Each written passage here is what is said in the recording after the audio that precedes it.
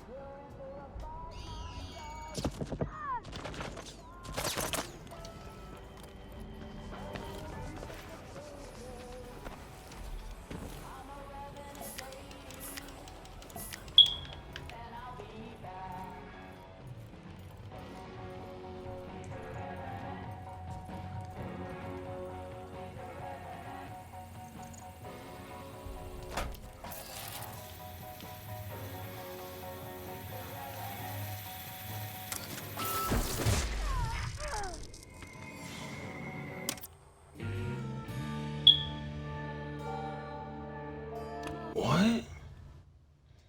I don't even know what fucking killed me.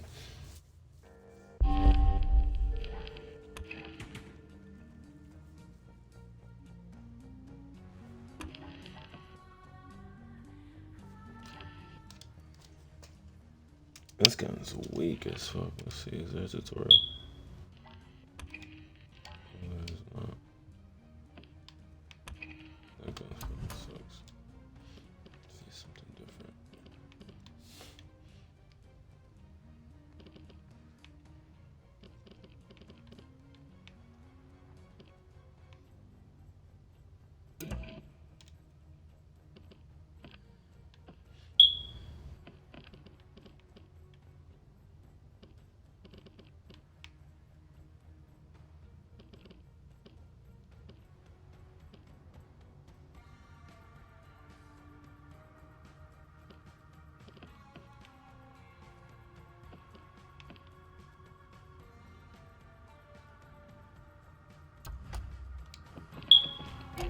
Let's try again.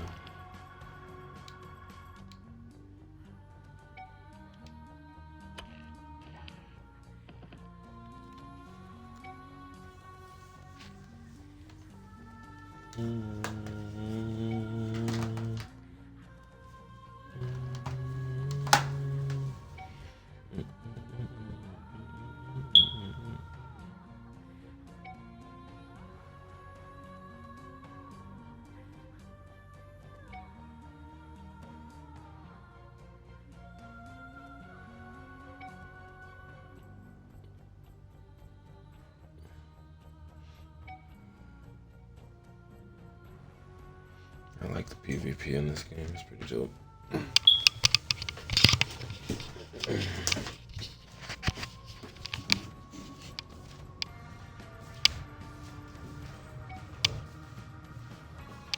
Lie down, Maddie. Of course I go downstairs and somebody fucking decides to join.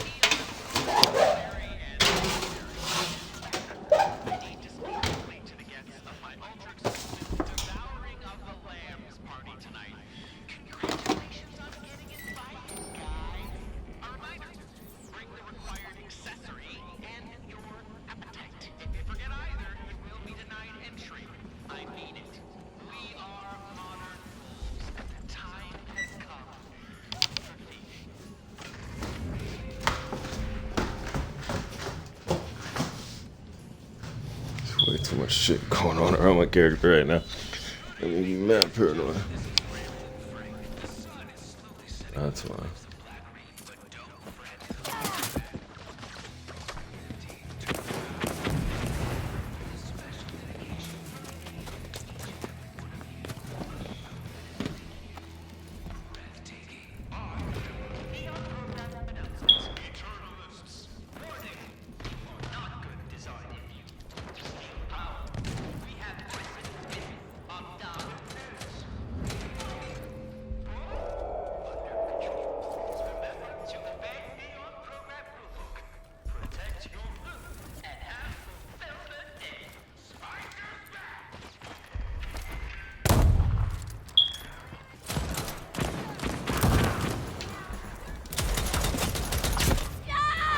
Bro, what? Shit like that I don't get, man. Yeah, that nigga was lagging like a motherfucker, though.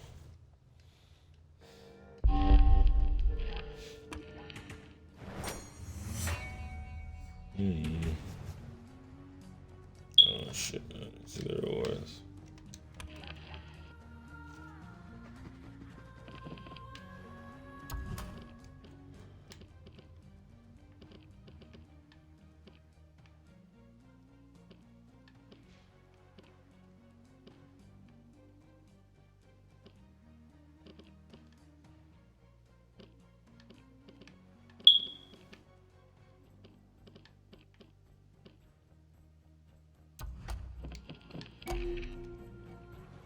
Welcome to the stream. Welcome to the stream.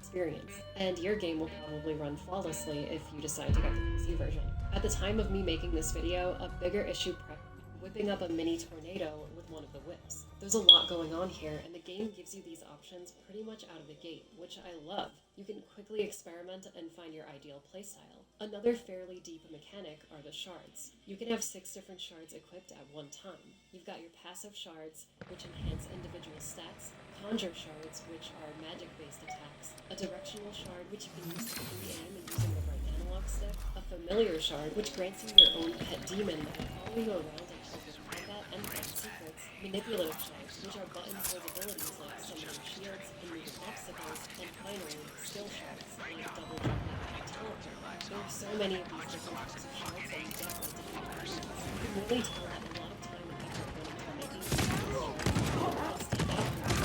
One of my favorites and absolutely broken shard abilities is Welcome Company. With this shard, you actually summon paintings of various kickstarter enemies that surround Miriam like a shield, which also damage your enemies. You can run through a room with this activated and massacre everything around you. By the way, you can also upgrade every shard in the game to do more damage. So by the end,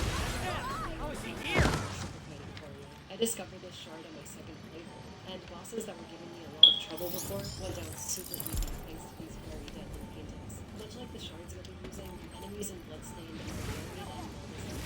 Like I said earlier, every area in the game has its own enemy types. It's awesome when as soon as you see a new enemy, you can basically tell what they're going to do and what attacks they'll have. See a big guy with a sword? He's going to move slow, but see that monster? It's going to roll at you. See that little monster popping around? It's going Right into my bomb. That's dope. I know this might sound basic, but it just shows how well designed each enemy is. You can clearly identify what they are as soon as you see them. It's just excellent game design. It makes sense because the people making this game have been doing this type of thing for a while. By the way, there are enemies in Bloodstained that are ripped from some of the earlier Castlevania games. Like, I was wondering how they got away with some of these things. Without spoiling anything, there are 2 characters that are just Castlevania playthroughs. It's pretty awesome. The boss battles overall are terrific too. On my first playthrough, I had a lot of trouble with some of them, encouraging me to try out different shards, weapons, and gear pieces. I found that certain weapons work way better on certain bosses than others, and obviously certain elemental magic and shards did the trick too. I always figured out how to win on my own, so eventually overcoming a difficult boss felt both amazing and rewarding, gaining new power and in some cases a new weapon in the process. Overall, the core gameplay mechanics of Bloodstained are incredibly satisfying. Combat is fun, movement is tight, enemies and bosses are challenging, and exploring the castle never got old for me. I'm having a hard time finding things I disliked about this game. Playing it was meditative for me. I'd load up my save file and just drift away into the game world. It was great. I really liked this title's visuals. As far as I know, from day one, the developers wanted this side-scrolling game to have 3D graphics. Like I said at the beginning, this game's graphical style wasn't looking good, but got way better thanks to fan feedback. Ever since the game's release, I've spoken to a bunch of friends who are big Castlevania fans, and almost all of them said they'd rather the game use 2D sprites for its characters and monsters over 3D models. While I personally disagree with that, I completely understand why people would prefer pixel over models for this type of game. Bloodstained's inspirations have used 2D art for their graphics, so I can imagine if you had been playing one of those games, Bloodstained would look out of the ordinary. With that being said, I think this game looks awesome. It still has that classic gothic horror style that Castlevania has used for years. The backgrounds of pretty much every room look fantastic and have a lot of depth to them. There are some cathedral areas that look like you can fully walk around in. It just adds a lot of character and believability to Bloodstained's story. Not only does it look pretty, but the overall aesthetic feels good too. The music in this game is also really good. Michiru Yamane returns for this title. If you're unaware, she's responsible for making some of the most classic, memorable, and downright badass video game music of all time through the Castlevania series. I've played at Bloodstained twice now, and humming and whistling some of the game's tracks constantly. So yeah, like Castlevania, Bloodstained's OST is pretty catchy. Yamane's music is essential to the Castlevania style. It does a lot to bring the characters, visuals, and gameplay together in a classic way. Bloodstained even got a piece of art from Ayami Kojima. Once again, if you don't know who that is, she's done a lot of paintings for previous Castlevania games. Her work on Bloodstained is breathtaking and much appreciated because her style is so damn good. Like, look at this stuff, it's incredible. Would you look at that? This game has the 3 pillars of Castlevania: the design, the music, and the art. So cool. This game's story is pretty basic. It's not that deep, it is 100% a video game story. Miriam has to find out why her best friend Jeeble is doing what he's doing, all while exploring the castle and meeting new and some familiar faces along the way. All of the voice acting is pretty top-notch. We've got people like Erica Lindbeck voicing our main Miriam, the always awesome Ray Chase, providing a very melodramatic, classic vampiric performance for Jeeble. And oh my god guys, it's so good hearing David Hayter in a new game. Hayter voices the badass samurai Zangetsu, and he brings his signature gruff vocals to this game while also adding an accented twist to his performance. Everyone does a great job in Bloodstained, and there are a few other popular voice actors in this game, but I don't want to spoil any potential surprises for you. Overall, I really enjoyed Bloodstained's presentation. Iga and company were able to revive the quite familiar anime gothic horror aesthetic of Castlevania in this game. So the final thing we have to talk about is this game's different ports. As far as I can tell, the Xbox and PS4 versions of Bloodstained run almost perfectly. I've only encountered one bug during my first playthrough where I clipped underneath the ground where I was able to get an easy kill on a boss. Other than this one event, everything's been fine for me. I've also tried the PC version and that also seems perfect, but I have heard from a friend of mine that her experience on PC has been nothing but bug city. Things like Miriam's head disappearing, load times taking forever. Keep in mind that this is only one other person's experience, and your game will probably run flawlessly if you decide to get the PC version. At the time of me making this video, a bigger issue present for Bloodstained is its Nintendo Switch version. Apparently this version of the game is very buggy, and I guess it kind of makes sense because this title was originally planned to release on Wii U. The dev team had to scrap that build and start work on the Switch version instead, which by the way is technically 2 versions of the game they have to make. 505 and Artplay have come out and said that they are working around the clock to fix this game's problems on the Switch. So that's very good news to hear. If you're watching this in the future, this may not even be a problem anymore. Other than that stuff, I think this game is great technically and from a gameplay perspective. Bloodstained feels like a cool PS2 game that never got released. If that sounds interesting to you, I highly recommend checking it out, especially if you're into Metroidvania. It's like the perfect blend of everything that came before it. It's great to see that someone's video game passion project actually worked out through Kickstarter. Iga not only kept his word in making a true spiritual successor to Castlevania, but he and his team took a lot of feedback from the people who helped fund his dream game. Creating a fun, content-rich, complete experience at a reduced price while offering 13 upcoming DLCs free of charge is exactly how you should do this type of thing. The amount of love and care put into this project can be felt in every aspect of the game's design and presentation. Playing through Bloodstained has me really excited about this franchise's future. I highly recommend you play it. Please check out Bloodstained, Ritual of the Night.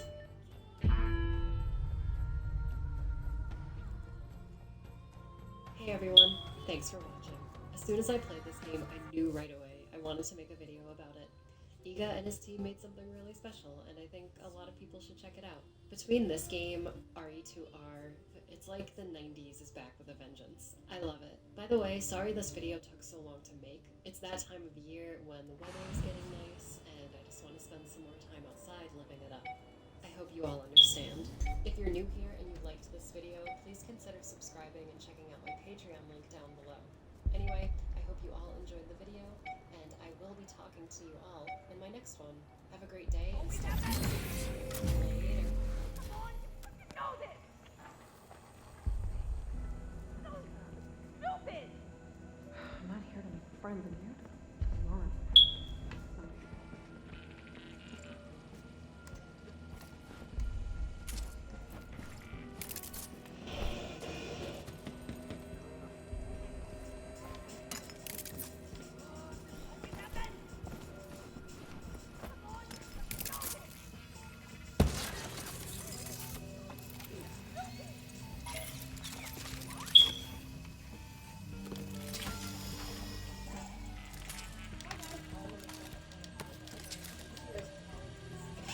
Absolutely no.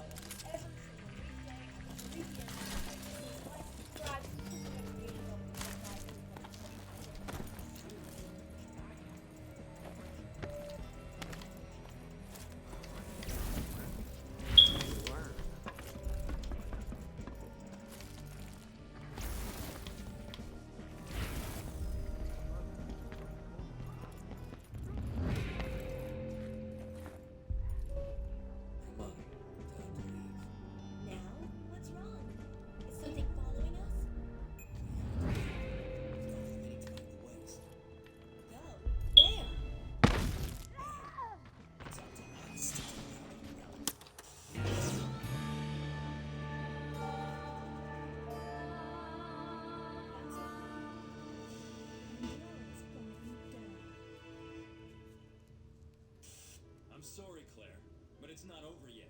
There's still something we've got to do. You mean... Yeah, it's payback time.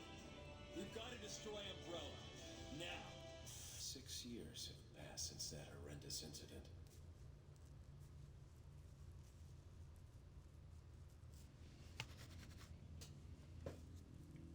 During the development of Resident Evil Code Veronica, the spin-off game Survivor, and another side game simply known as 1.9, another Resident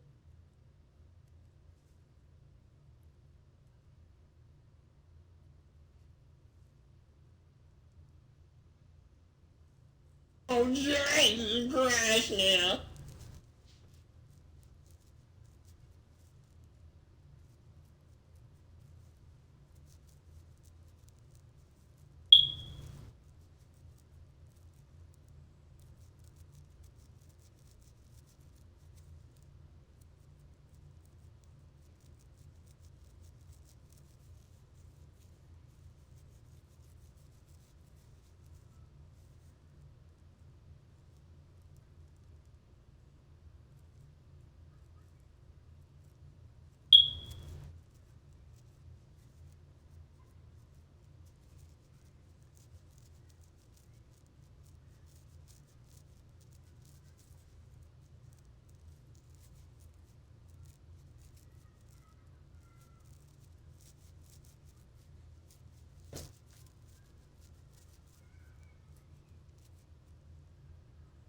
ESTG feature 75K? Ain't no way. Because I know ESTG, they have in those Instagram ads. I don't know if it's fake, but those people that tell you to add them on Telegram so sell weed to you. That's a lot of what he does on his Instagram page. And I know they're not paying him no 75K, no 50K, no 30K. Although a feature is much, much different than an Instagram post.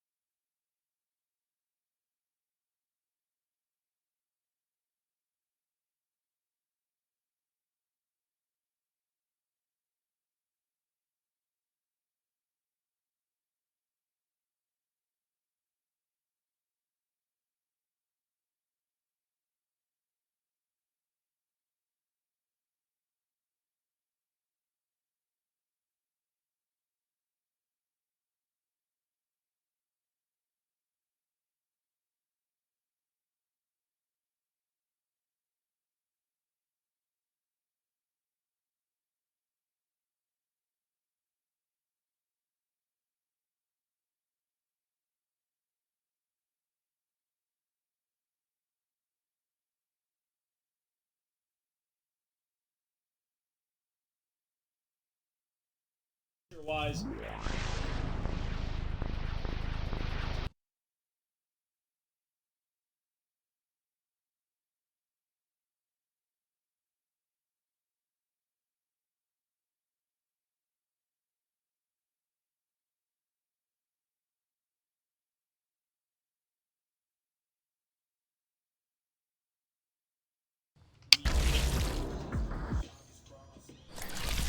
This is a straw that black.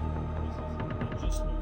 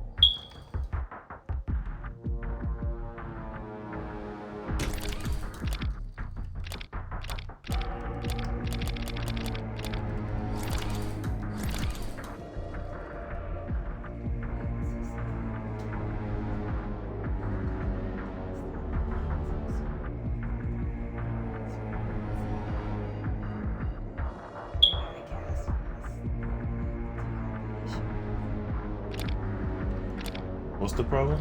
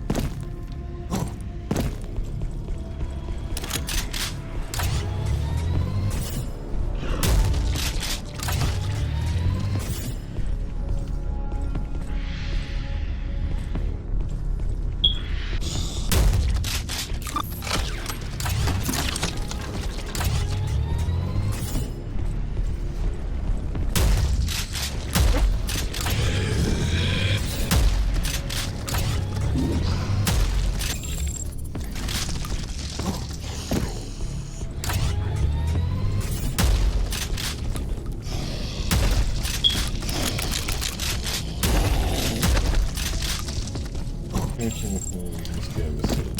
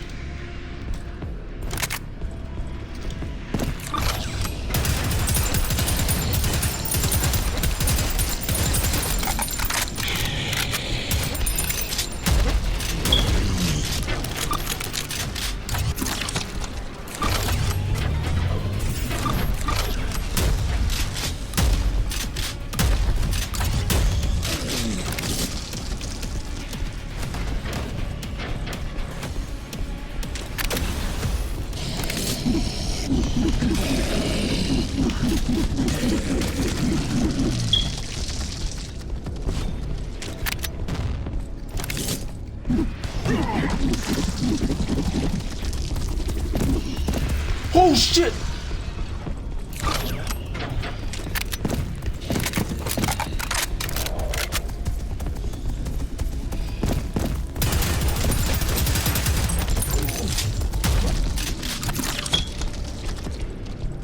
Oh.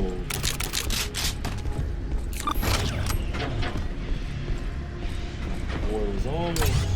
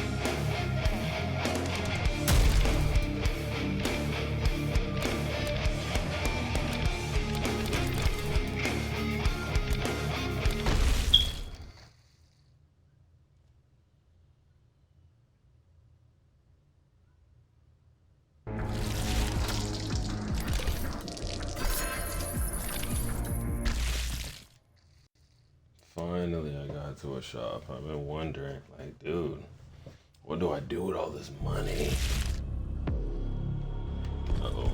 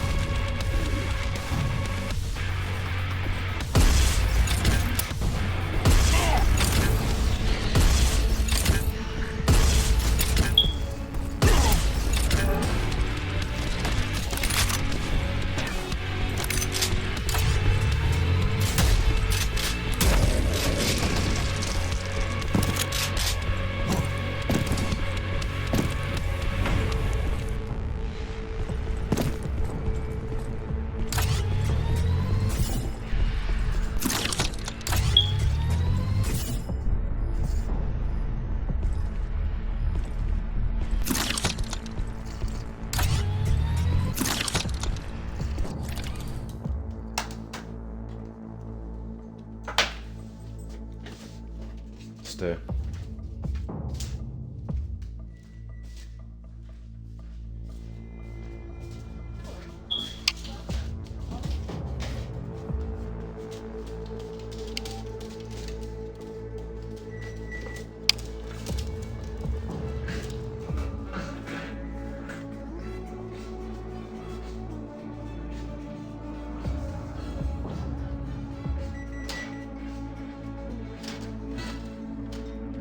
The world is a lot. Sometimes the only way to deal is by focusing on the simple stuff.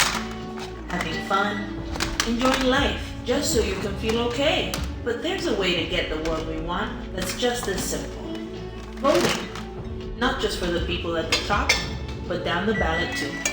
No, really, it's easy, and it's the best way to protect voting rights in our elections, so we can get back to enjoying life. Because that's what he's asking for. And this is why I said this isn't about ESTG. He just decided to take this out on ESTG.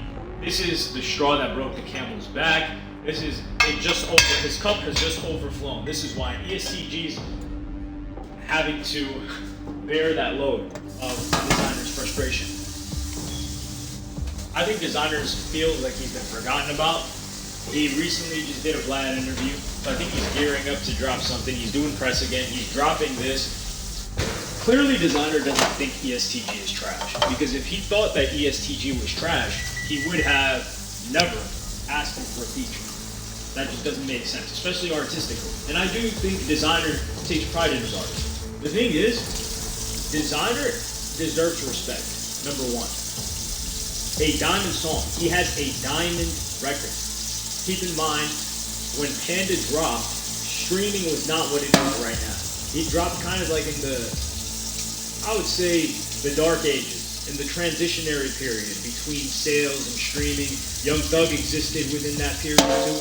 Now, this song is diamond, regardless of streaming age, pre-streaming age, no streaming age. A diamond record in America, so it sold 10 million units just in the United States, is already massive. But that's also a global record. People around the world have heard Panda. Let me just run through a couple of certifications. This song is also diamond in France. And diamond and platinum in other countries aren't the same because the populations are different. So it doesn't mean it sold 10 million in France. There's different, like I said, it's different certification. It's multi-platinum in Australia, platinum in Belgium, multiple times platinum in Canada. I mean, it's got across the world. There's US, UK, Sweden, Spain, Portugal, hell, go all the way to the other side of the world, New Zealand. Everybody's listening to this song. This is where it's got certifications. I also don't think he's a one-hit wonder because, you know, he also had Timmy Turner. I think that was his second hit.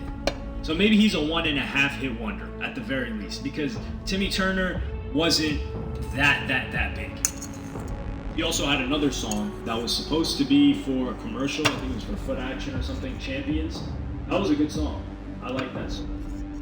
He messed it up with his first project. That was Buns. It was unfinished. He dropped like 27-second clips on that. I don't know what he thought he was doing. But this is not about that. I also think designers upset with the industry because number one, he's independent now. So he's seeing how difficult it is to be independent and how a lot of these artists, and I think he's using ESTG as an example, are pushed heavily by the record labels and by the industry, and he's trying to say they're not as hot and they're not as rich as they make themselves appear to be. The case, which is what usually happens with a lot of these rappers, is they sign to a popular label. Let's just say Yo Gotti, for instance. They get a couple of chains, they get a lot of press, they get written about a lot, they get a lot of promotion dumped into them, they get a lot of features, they're clicked up with a lot of other popular people because of their record label owners, connections, and it seems that they're really popular, it seems that they're really rich, but that isn't the case yet. For example, let's just say 42 Doug, and I said 42 Doug is one of my favorite newer rappers. 42 Doug has been locked up for most of this year.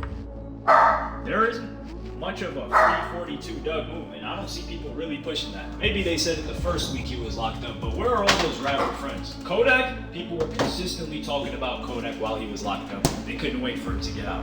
The same can't be said for 42 Doug. Yet 42 Doug seemed like he was on fire when he was outside.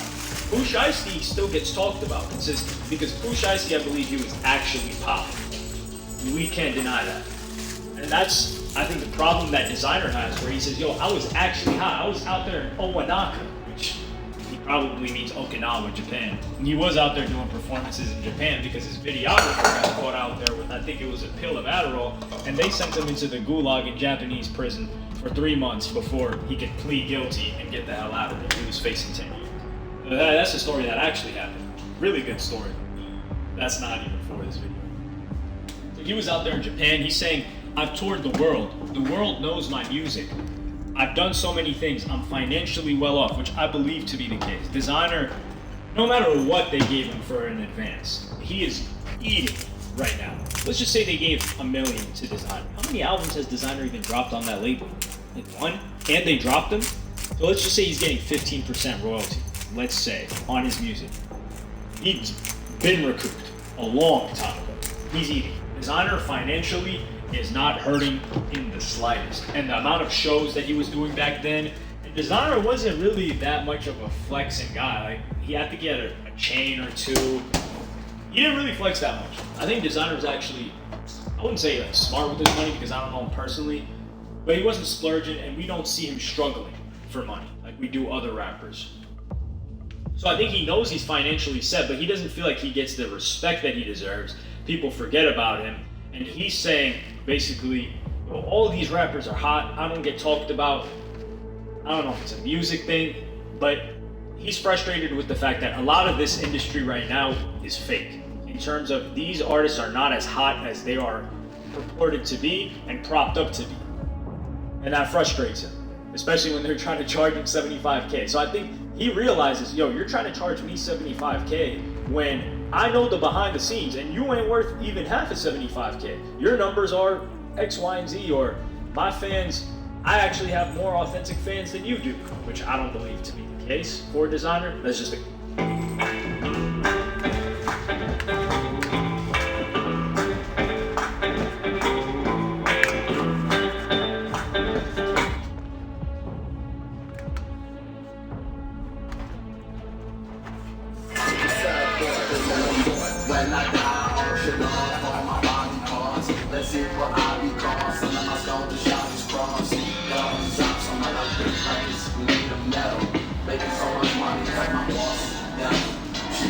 Come on, man.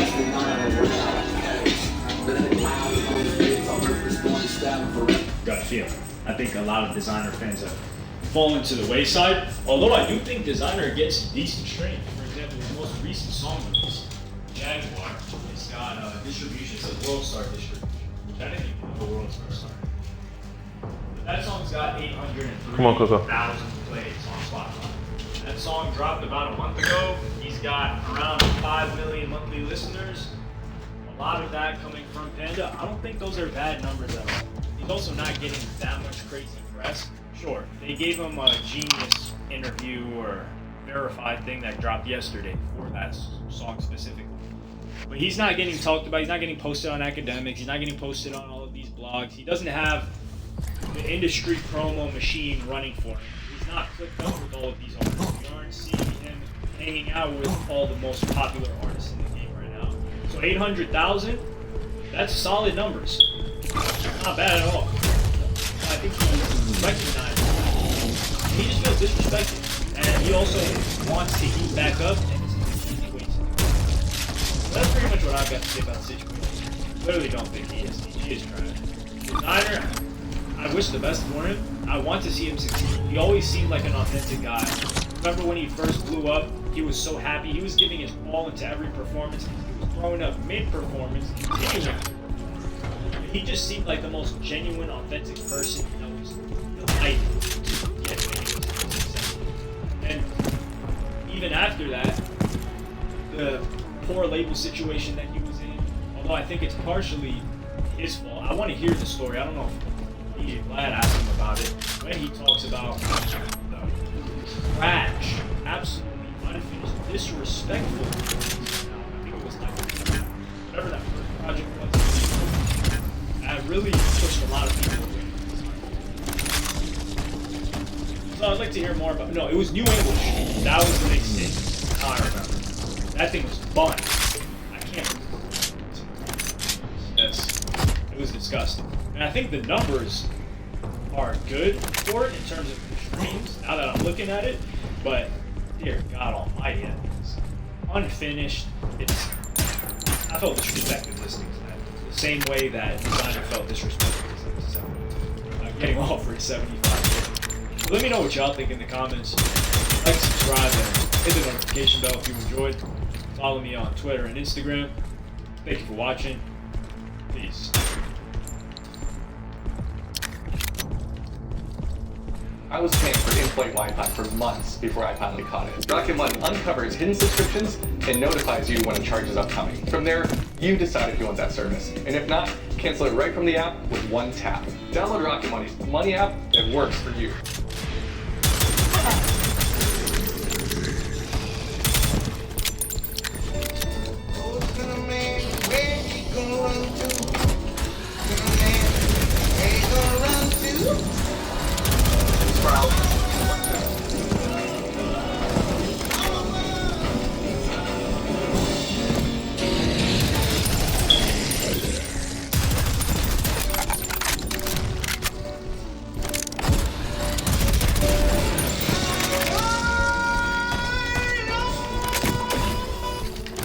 What's poppin', y'all?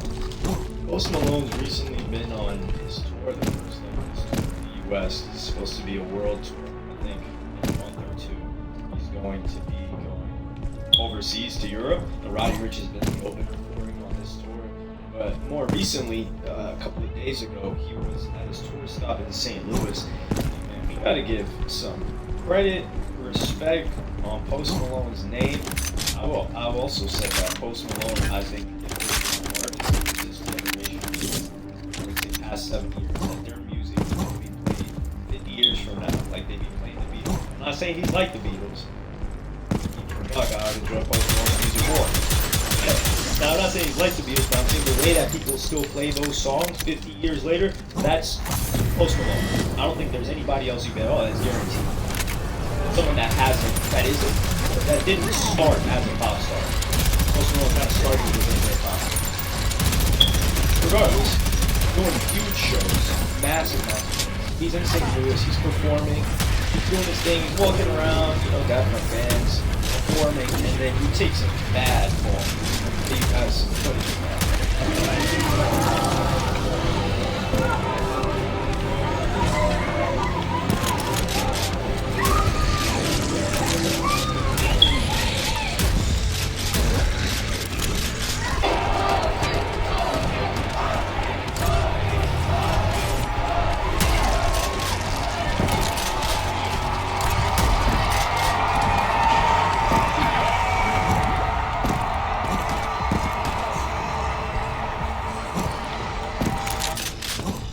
As you can see, like, damn. In the beginning, there were some angles where it just looked like he tripped. What the hell? What is that? There was some hole or something that sinks in, and he walked into it and he fell, and it looked like the side where his ribs are hit the stage. And it was a pretty bad fall. So after this, he tried moving around a little bit, and then they took him off stage. He looked like he was in a lot of pain. And the show could have been over. Fans were talking about, I didn't know whether to stay or to leave. They were just waiting around. He comes back out. Yes, Post Malone comes back out, finishes his performance, apologizes to the fans, and then show's over. Talk about a showman. Like, we gotta give him some respect once again. Because not only does Post Malone actually perform, but he got injured. He had every right to be like, yo, my ribs are hurting. This is causing me a lot of pain to continue performing, moving around on stage. Yet he decided to go there, put a show for these people, because he knew this was probably the highlight of the show for some of them their year. And he didn't want to just cut that short. And I like the appreciation that his actions, not just his words, his actions, he didn't have to do that. He was justified in not coming back. I think even the fans, unless they're insane, would have said like, yeah, we get it. It sucks, but it is what it is. He gave him that show. Then we find out some more information. Apparently he had a fibs, he went to the hospital, and we get more information from Post Malone himself, and he drops this video on Twitter, which I'm gonna play for you guys right now. St. Louis, and love you guys so much. Thank you for the patience. Thank you for putting up.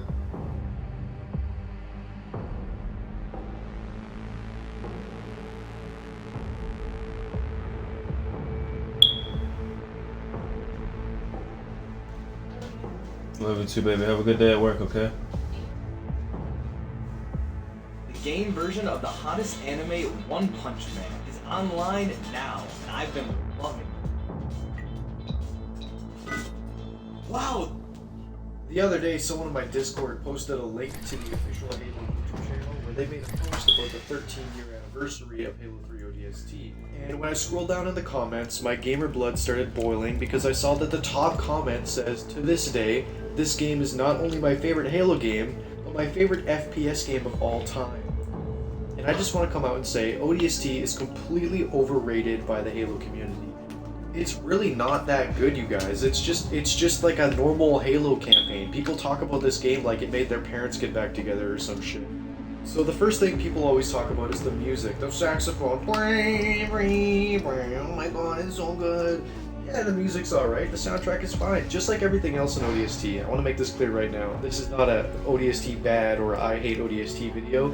It's just, this game is overrated and overhyped. Yeah, the soundtrack's alright, but it's not like it's any better than Halo 2's soundtrack or Halo Reach's soundtrack or, you know, any other Bungie game, really. And on the post I was talking about, they specifically asked, who's your favorite character in Alpha 9? And I just want to say, none of them. They all suck. The Alpha 9 squad are complete cardboard cutout characters.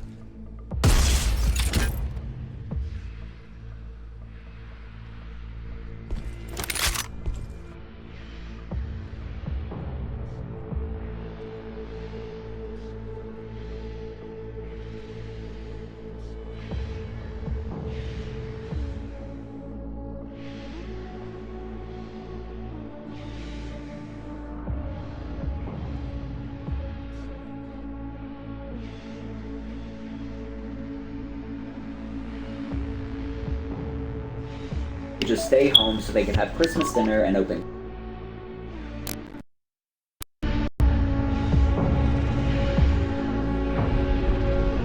Rather large bat in the cave, sir. Do take care not to anger it. I wasn't planning to. Good. With everything occurring tonight, the last thing we need is a pest problem. I'm sure it's harmless, Alfred. You haven't seen the creature. This is likely the bat we saw during that opening cutscene. But despite Alfred's wishes that we stay home, we continue our investigation into Black Mask, this time heading to Jezebel Plaza, the location where the drone was meant to return after spying on Black Mask. When we get to Jezebel Plaza, we discover an arms deal going down, led by Penguin's crew. Batman wants to question Penguin about what he knows, and decides that the leader of this arms deal is the best one to interrogate. That's this guy with the Santa hat, Ricky Loose Lips LeBlanc. After taking out the rest of his crew, Batman takes a crack at interrogating him. Get away!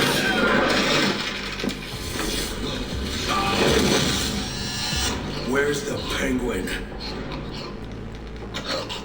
I don't know. Where is he? I swear. Damn. Batman goes a little too hard here and accidentally causes Ricky to pass out. This is a good example of how WB Montreal tried to show Batman as more of a novice at the vigilante thing. In an interview with Game Reactor, Ben Mattis describes how they approached Batman making mistakes early in his career. It's not cool to trip over your cape. It's not cool to get stabbed in the leg when you're trying to save someone. That's not a heroic, empowering Batman. We like to say when our character makes mistakes, they're awesome mistakes. This is definitely an awesome mistake, since Batman was a little too badass in that moment, but he still has to find a way to make Ricky talk. When Ricky finally wakes up, he's in for an even worse interrogation than before. Wake up. What happened?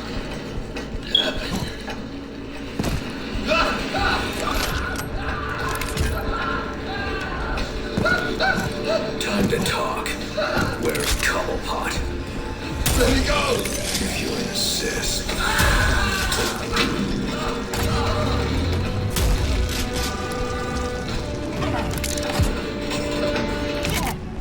As he's dangling from the building, Ricky's phone starts to go off, and it's a message from the Penguin. Ricky is willing to talk now, but Batman no longer needs him, since he could just trace Penguin's location from the SIM card. Instead of reeling Ricky back up, he just drops him onto the Christmas tree below, which I think is hilarious. Also, I just want to mention how incredible some of these shots are in these cutscenes. They really did an excellent job of lining up the perfect angles, and I especially love how Batman looks with the moon as a backdrop. He really does look terrifying. In one of the behind-the-scenes videos, we get a glimpse of how these cutscenes were directed, and they used a device that operates as a virtual camera, which was really interesting. We're using all in-game assets for sure, and we're filming them with a virtual camera. So it's like a joystick with a screen, and the screen shows me what I see in the virtual world. So if I move around, it's like being in that world. It's giving us a bit of that handheld feeling, so it's giving us some realism. Now that we have Penguin's signal, we're able to track him to an old cruise ship that's been transformed into a hideout. Upon arrival, there's a pretty cool Easter egg on the wall, a flyer for a psychological study conducted by Jonathan Crane. Crane later becomes the villain Scarecrow, but starts off as a psychologist interested in the way the brain processes fear. His study is likely on this topic, and foreshadows his eventual rise to villainy. Inside the final offer, we learn this is also the same night that Penguin is conducting a fighting arena on the boiler deck, with the winner getting a chance to go up against his prize fighter, the Electrocutioner, one of the 8 assassins tasked with killing Batman. Batman drops in on the boiler deck, and Electrocutioner comes out to handle him. Just save me a lot of trouble coming here, Batman. I'll kill you. Then I'm gonna jumpstart your heart. And kill you again.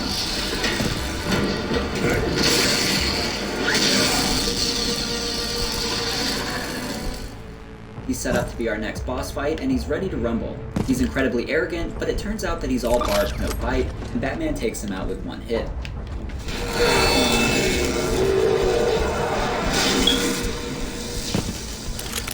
Who wants to show me where the Penguin is? I thought this was pretty funny, and I liked how they even gave him a full health bar as he entered the arena. It reminded me a lot of the Mysterio fight from Spider-Man 2, the way the player is made to think that this will be an intense fight, only for it to end as soon as you press the attack button. But with Electrocutioner down, Penguin's right-hand woman Tracy tells all the henchmen to rush Batman and take him down. After taking them all out, we can continue our hunt for Penguin.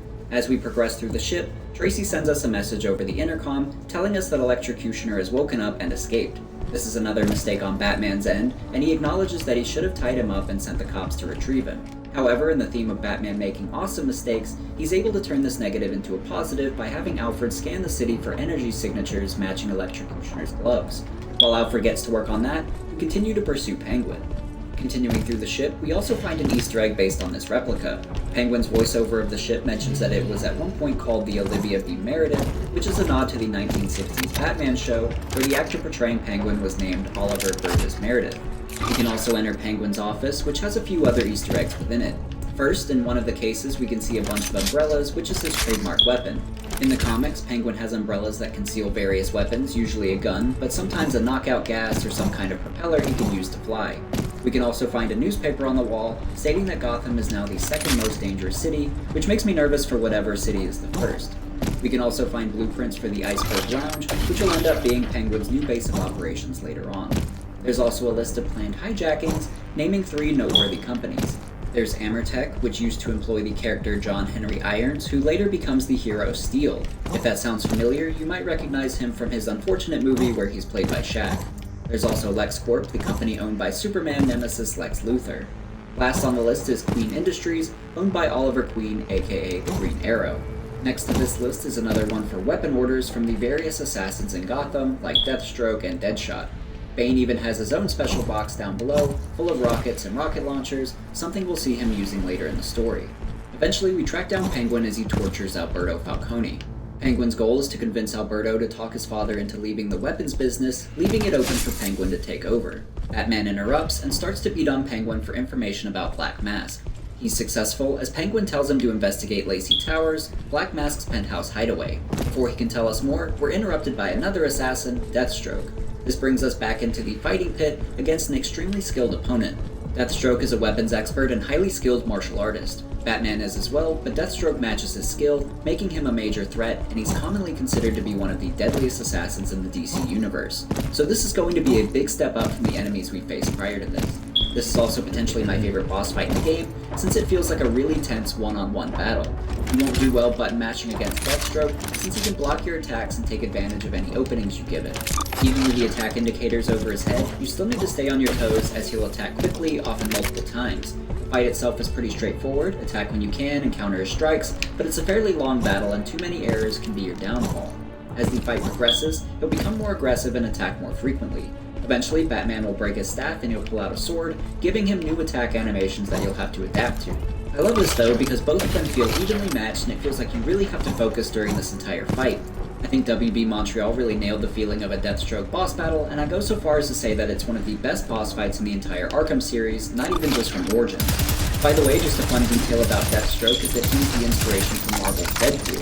Deathstroke was introduced to comics first, nearly a decade before Marvel would use him as the baseline for Deadpool. Both are skilled mercenaries, and you can see similarities in their costumes. Marvel didn't even play coy about it, naming their characters alter ego nearly the same thing as DC's. Deathstroke is Slade Wilson, while Deadpool is Wade Wilson. But anyway, after finally taking down Deathstroke, Batman takes one of his gadgets for himself, the Remote Claw, a unique gadget to this game, although it has similar components to the Line Launcher. Meanwhile, Penguin has taken advantage of Deathstroke's unintentional distraction, reaching higher ground with Tontos before heading inside his locked room with the ladies. We can't get the Penguin now, but we can still use the lead he gave us earlier, which was to investigate Black Mask's hideout in Lacey's Tower. When we arrive, we see that it's a murder crime scene. There's a woman hanging from a chandelier, and a dead body on the floor who appears to be Black Mask. Using our detective vision, we can scan the room for evidence to start to piece together what happened. We also find the woman's phone, showing text between her and Roman Sionis, where she's worried about someone named the Joker. At this point in time, Batman hasn't encountered the Joker, so he's unsure of who that is. After analyzing the rest of the clues, Batman is able to get a decent idea of what went down at the crime scene, but needs to access the Gotham City Police Department's criminal database system in order to run some DNA samples. This means we'll have to break into the GCPD and access their server room to complete our investigation. That's where we head next, and begin our infiltration of the police department. Even though these are all police officers, Batman shows no mercy in taking them down. Alfred is clearly distressed by this, asking him to take it easy on them since they're just city employees. Batman declines, stating that they're all incredibly corrupt and in his way. In a lot of superhero games, you won't beat up cops, but in this game, they're one of your main enemy types. The game goes to a lot of effort to prove that the Gotham City police force is incredibly corrupt and violent though, everyone except for Gordon. Just in these next couple rooms, we'll see cops beating up on the homeless, and large bloodstains in the interrogation rooms, just a couple small examples of how cruel this police force can be. To further emphasize that police are Batman's enemy, we'll overhear a meeting where corrupt SWAT leader Brandon informs his men that he struck a deal with Black Mask to include them on the bounty for Batman's head. If any of them kill the Bat, they'll all split the $50 million. So Batman has no friends on this police force. While we're in this room though, Batman says to himself that he won't stand a chance against this many armed men, and that we should sneak past them. I wanted to test that out though, since I was curious to see if there were any Easter eggs for beating them all up. It was tough, but I was actually able to do it. Unfortunately, nothing happens if you do, but it was still fun though. Nevertheless, our journey through the GCPD brings us into contact with our old friend Loose Lips again. By the way, that is not a nickname you want in prison. Anyway, Loose Lips is under interrogation and reveals that the cops have locked up a gadget of his, an electronic disruptor. Batman decides to interrogate him again to learn more about the device, and we take a detour to evidence lockup to retrieve it. Along the way, we also overhear an argument between Gordon and his daughter Barbara. It seems that Barbara believes that Batman is an ally and what he's doing is justified. Gordon disagrees. Barbara storms off and Gordon follows her. We can actually then investigate his office, but there's not a lot of interesting details in it. There are criminal boards of the people Gordon is hunting, as well as his degree from Chicago Green University. I never knew his middle name was Worthington though. There's also a photo on his desk of who I believe to be his wife, Barbara Keene, since that looks to be red hair to me. However, Barbara Keene and James eventually get a divorce in the comics, and he later remarries a woman named Sarah Essen. So it's possible that it's actually Sarah in this photo and not Barb. But I couldn't find any confirmation either way. Eventually, we make it to the evidence lockup and retrieve the disruptor to help us continue through the precinct. As we're leaving though, a huge riot has begun in the holding cells not far from us. We immediately jump in and take down the rioting convicts, containing the riot before it's able to spread through the building. We weren't quite fast enough though, since it seems one cop was severely wounded and paramedics are attempting to defibrillate him back to life. Playing through this the first time, I thought it was odd how the paramedics were here and seemingly given a spotlight by the game for no reason. You can't interact with them, and they pay no mind to the giant bat running through the hall, but this seemingly inconsequential moment is actually setting something up in the future, so more on that later. But now that we have the disruptor, we can enter the server room and gain access to the National Criminal Database. To our surprise, Gordon's daughter is also in the server room, and we have a brief interaction with her. She points us to the server that will gain us access to the database, and she shows a lot of interest in Batman's tech. We also learn that she's very tech-savvy with advanced hacking knowledge. If you're unfamiliar with the character, Barbara Gordon later becomes the heroine Batgirl, and also has a stint as Batman's tech expert at the Batcave, going by the codename Oracle. Unfortunately, our interaction with her is cut short as Brandon and his men shoot a gas canister into the room to weaken the bat. Barbara rushes over to cover for us and buys us enough time to escape. As we're leaving, we can hear Brandon communicating over the walkie with one of his men,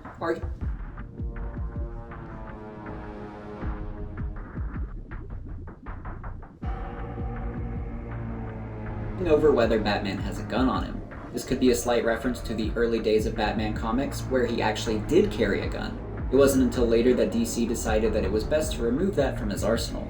As we're leaving the GCPD via elevator, we inadvertently run into Gordon.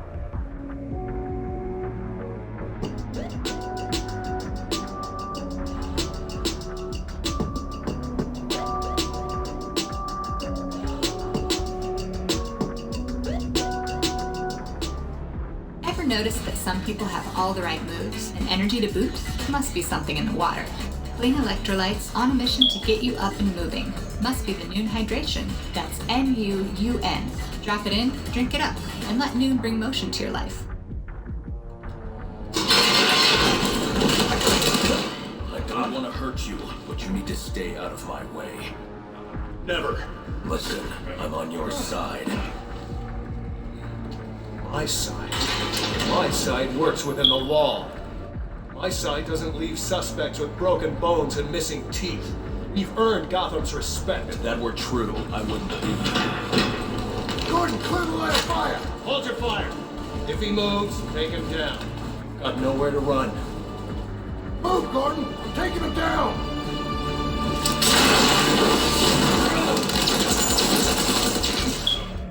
We take out Brandon and his men, but Gordon was incapacitated from when we threw him against the wall. We'll have to leave him there for now, and continue our investigation of the murder scene. With access to the criminal database, Batman is able to solve the murder. Someone spooked Sionis' girlfriend, so he sent her to his safe house, which was anything but safe. Sionis showed up later, ready for trouble, and found it.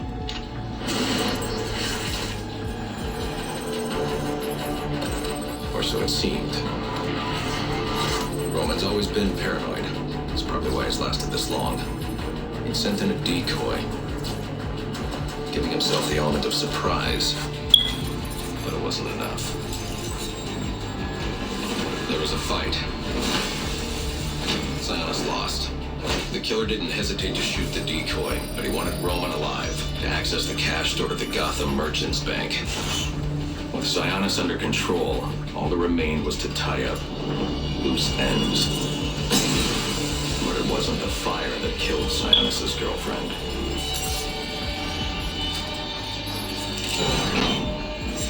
What kind of a monster forces a man to kill the ones he loves? The Joker. He's the shadow I've been chasing. And now I know where he's going next. Gotham Merchants Bank. With the murder solved, we next head to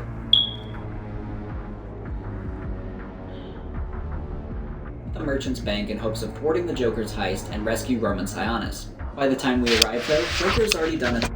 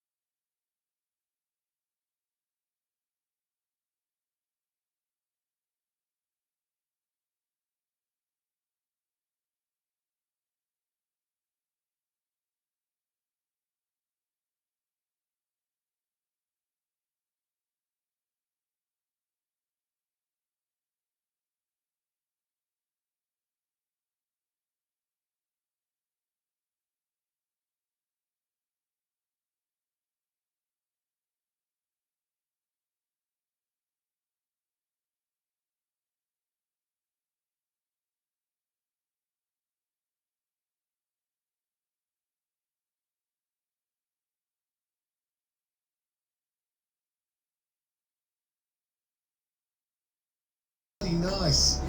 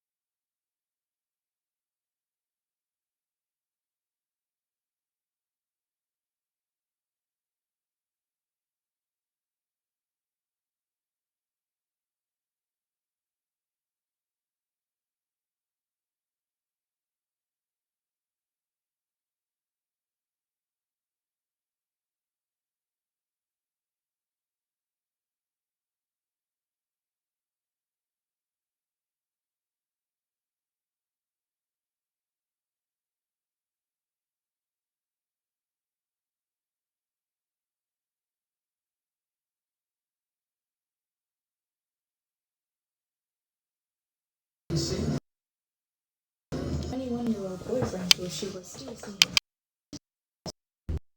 G, who probably by said boyfriend because they were both into Chantel, and I guess guys fight over this.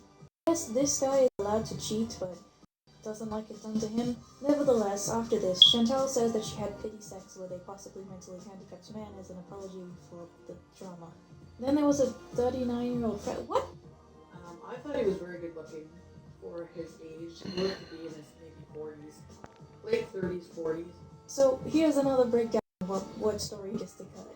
I thought there was a very unfortunately socially awkward and possibly stupid man who is probably older, who Chantel led along emotionally to get food because she's fat and she wants to eat a lot, so she decided to sexually pimp herself out.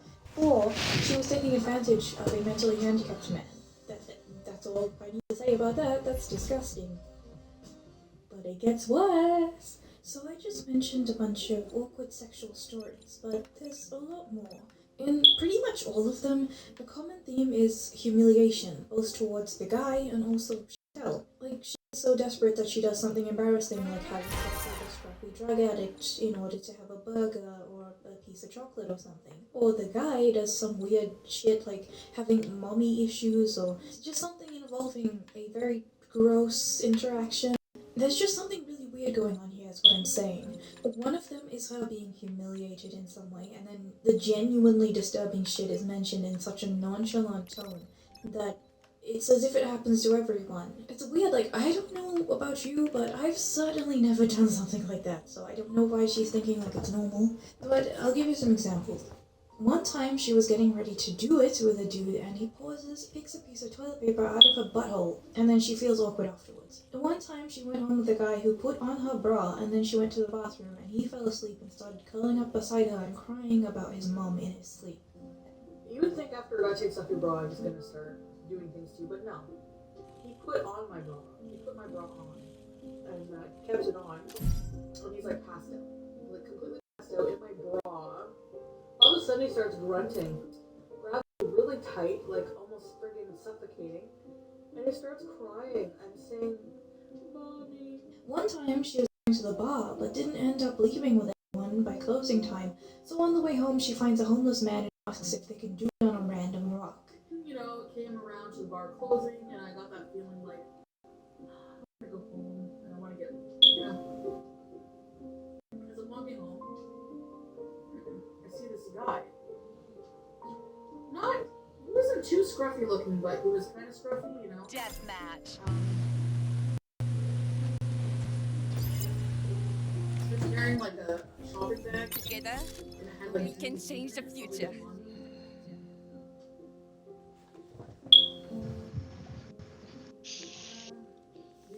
She ended up catfishing a man for 2 years by using someone else's photos and didn't disclose that she was underage or really fat, and when he found out, he obviously broke up with her, especially because she was underage and he didn't know. But she recounts the story as if he is fatphobic and an asshole for being really grumpy that someone betrayed him for 2 years. Contrary to what she says, she does seem like the type of person who do things like that quite a lot. It's like, really?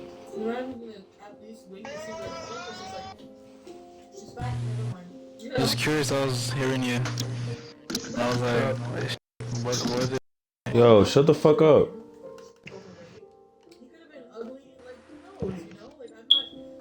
Alright, it's back. But in terms of these kind of stories, I definitely left the best one for this, and I need to give it a special treatment because I really do think it stands out. This one, it has to be told a certain way, in that Chantel is the only one who can do it, but it's also an incredibly entertaining thing when viewed by people who have never actually heard of this story before, or don't really know who she is. There's something about those reactions, like watching a bad movie with a drunk friend, that really heightens the experience. And so, I have prepared just that. Eliminate the enemy. I gathered up some dear friends who all did their own content, which will be linked below. But here we have Ragnarok, Winkleberry, me, Mr. Walrus, Why keep yawning? You ever just accidentally sit down in your nuts? Damn. Oh, okay, I've been paying you know what? attention. I changed my mind. One story that I can tell you.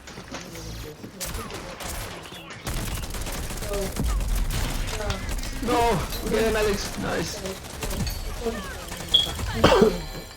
You're welcome. She said that she would basically go Oh, after who's... people that she Oh, you're wanted safe to this time.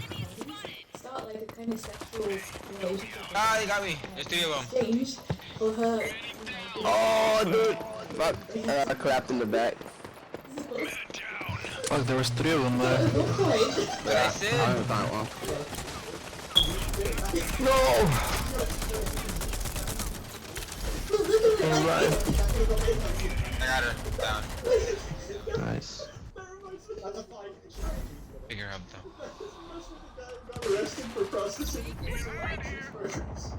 Booty snatcher. Let's get him.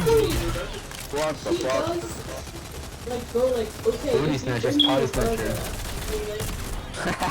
So she's like, and then he brought me the burger, but I was so pissed off that he got the wrong sauce with the burger that I only let him touch one move.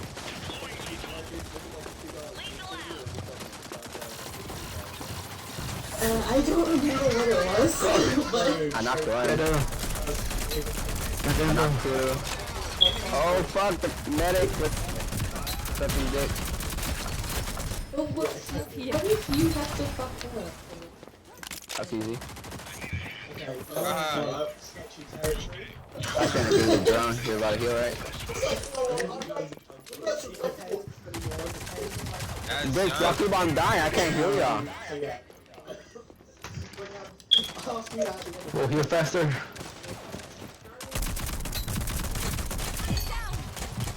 Man, what the fuck, man? I got your back.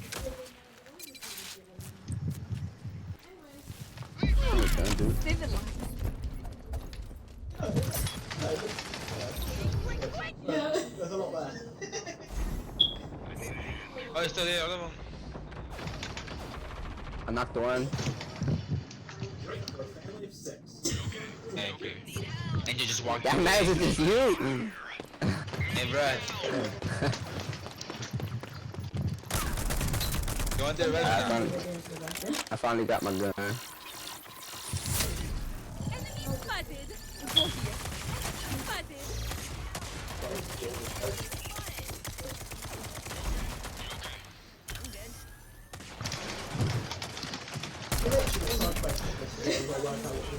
No! Okay, one thing I should say as well, sometimes when you see her eating, she'll like roll her eyes back in her head because she has like an addiction. I'm pretty sure she like gets off to food. Nice. So like, if you notice her eyes rolling back in her head, Fuck. even when I make my Prodeus snatcher! video, it's super cool. They took all my booty. Thank you. I can see it anyway. Fuck. Probably shouldn't have known. How did you get me so down so fast? Oh no. Help me. Fucking Listen, baby, see. No, don't do it. I got it. What? No! She has no.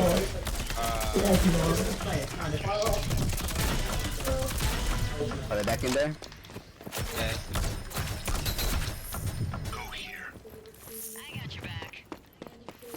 Let him go, Eddie. Let him go.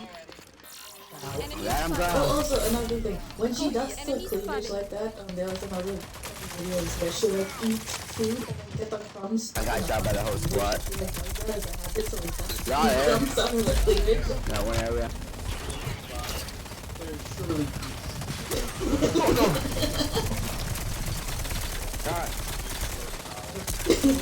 That parmesan ain't done. Feast. I was wondering who the fuck was shooting that. What the fuck? You're welcome, Kitty. Oh no, fuck, I'm already up.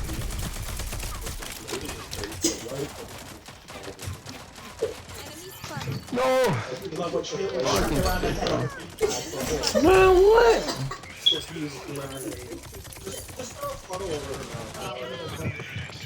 Killed my Oh, yeah, I'm in the back. Halfway to victory. Yeah. What the fuck? That was coming! Fuck, dude, they're all back there.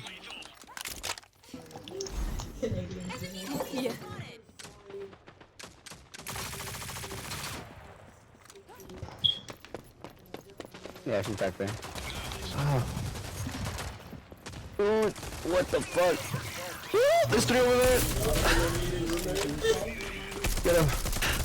Game party snatcher.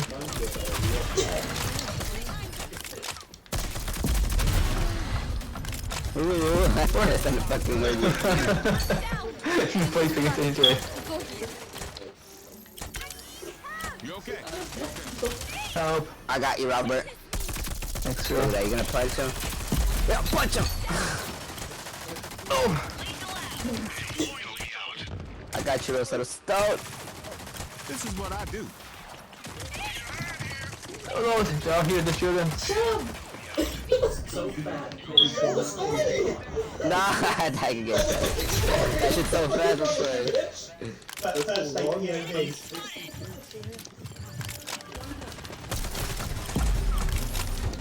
On that shit. Yeah, what the fuck is that?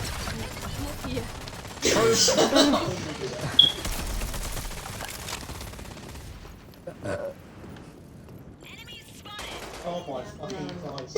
Okay. They're on my side, with me, spawn point. Look, I'm just here to heal you, I'm not even gonna... You ever seen Hacksaw Ridge? Have you ever seen it? It's a guy that doesn't shoot in the war. That's what I'm gonna do.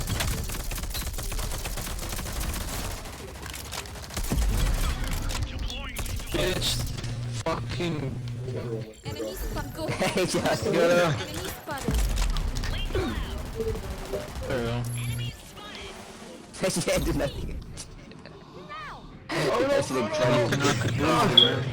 I got you. 1 second or less, or I won't hear you. That's when you will. Why are you coming from behind you? I think they're gonna... Are they? Yeah, wait. I got someone. Yep, over here. 1 second or less, I got you. They shot They it! shot me right away. Fuck this shit. I'll help you.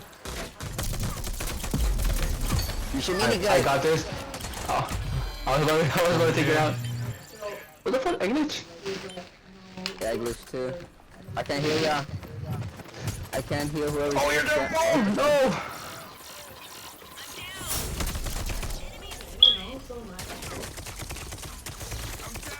Damn it. Come on, guys, we're close. Yep. I ain't seen lights to camp.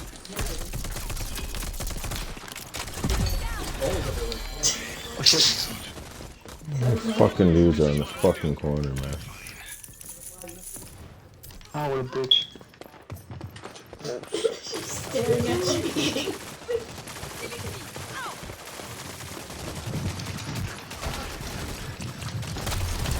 No!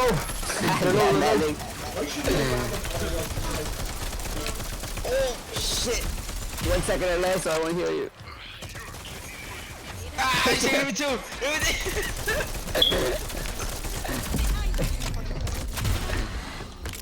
Booty, bro. Gotta get that poutine. Babe, with that booty, that booty. Nearing victory. They all That left. shit was intense. No, they all died. I killed them all. I got the sniper down. Oh, it was you. Oh, you gonna... That won't stop me, bro. That won't stop me. Oh shit, no! That will. It is stopped. Did I get the... Let me die, Eddie. Hold out. Stop! No! Why did she do that? Fuck. Arrest. Oh shit, it's a close game. Oh shit. Yeah, we got a little careless there, guys.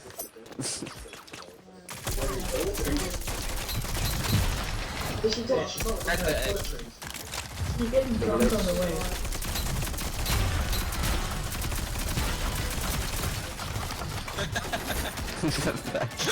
And we can come out.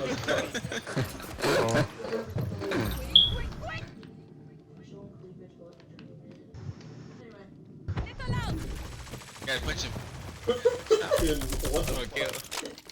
a big ass leopard sword. Shoot it. Oh, he fucking left for the pussy. Get him. Get him. Get him. No, Yes! Nice. I shot him one You're really nice. Abby was gonna get him. As soon as I died, I fucking knocked him down. God damn, not even with 19 revives they won. That was a good. Why a jar? Yeah, true. Wait, what? Mason jar. Nigga, we won, nigga. It was a young guy. He was from Pakistan, and he looked nervous, but he wanted to be cool the whole ride there, you know. But I'm like Tupac. Well, we beat a team with 19. 19 rebounds. When he picked me up, it was like some kind of music or something. I don't know, Pakistani music. He put on Tupac. Because I was like, I'm going to a party, you know, just like kind of packing my bag. Brother went back to his home country after this. And I'm like, do you mind? Just I'll be careful. He's like, yeah, just be careful. You can drink it.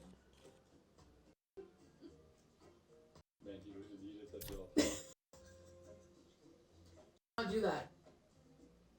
It's against the law. You will get in trouble. Don't you have a napkin or something? Started saying, nope. Asked him Yeah, to wipe your stop hands, her lady. she What was the like, fuck? he, broke the seal. Went for a pee. Then I was getting nervous, you know, because I don't like meeting people. And I'm straight to this big city. The thing is that my mom was, you know, going by herself to see. My aunt lived, before she lived in Jamaica, she lived in Ottawa too. And had invited my mom over to like a special, you know, sisters. Bien So my hermoso. mom was happy to get away. My sister was younger than, you know. The end of the My world. mom was up in Ottawa. Let's have some So I had that in the back of my mind the whole time, like, if anything happens, I can run away there. They probably wouldn't be happy to know that I came up and ruined their thing, but in case, you know. Ya dijiste el dato, ya. Ya. I'm gonna get more shrimp. A ver si esta sí ganamos. With our largest capacity third-rate dishwashers from Whirlpool, you won't have to leave that final mug Hay uno que ya completó, otro nuevo. or last dirty dish behind. Load more, run less with Whirlpool.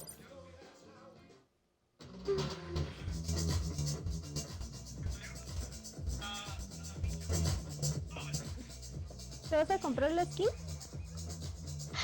¿Qué skin? La de Fortnite, una que salió de 80 pesos.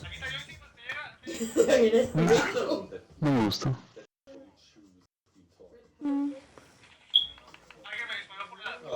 Es que no sé. Es que se la compró, la está usando. Sí, lo voy a hacer otro día.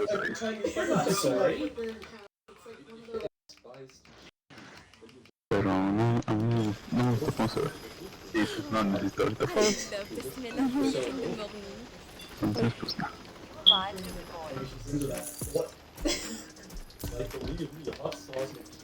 ¿Y tú? Pues no sé, lo voy a pensar por los pavos. Ajá. A lo mejor, quién sabe. Eso de manera ni lo compro. Ah, me equivoqué. ¿Cómo le hago? ¿Cómo le hago para cancelar? Sí. Ah, ya. Deshacer compra. ¿Qué pasó? Ah, ya me fijé, ya pedí. Nobody's ever spent 120 on me before.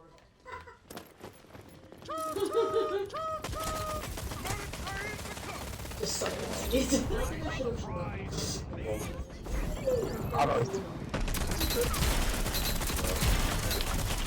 No,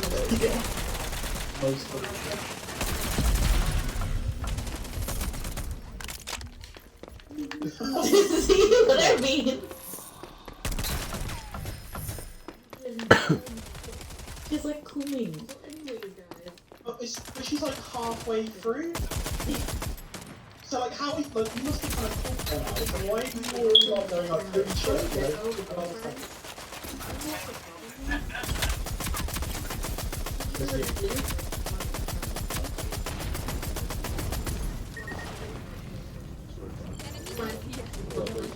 someone not being kind to us all. She either wasn't attracted to you or she was jealous of me. It's like, I think I'll put my bets on one of those. Well, it's done. Enemy spotted.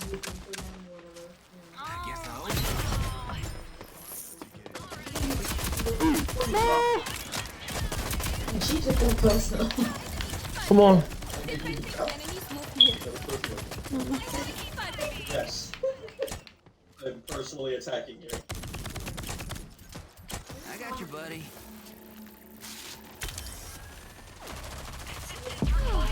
No, pinche. Bueno, la bajaron. ¿Quién te mató? ¡Ah! La de fuego.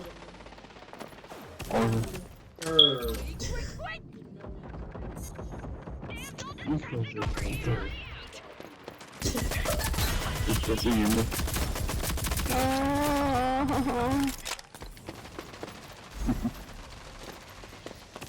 So.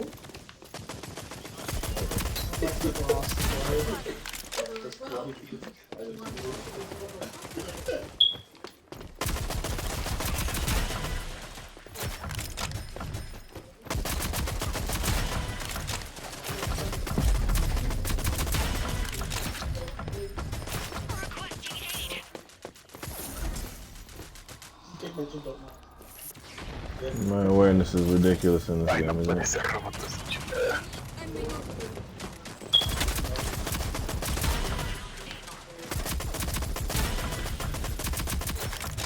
He does, obviously.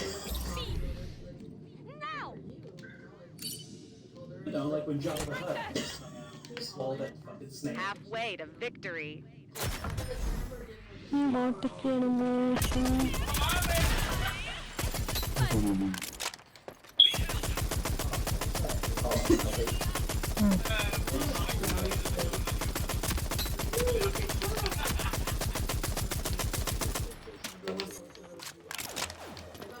Esa peta. No puede ser. Güey, no manches.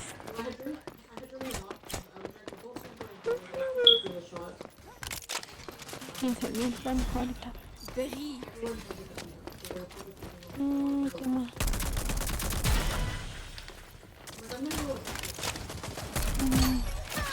Oh, interesting. And she smokes too, Yep. huh? Wow, dude. She's going for the trifecta. She's done cocaine before. Yeah, but cocaine will, like, thin you out if you do it. Didn't work for her.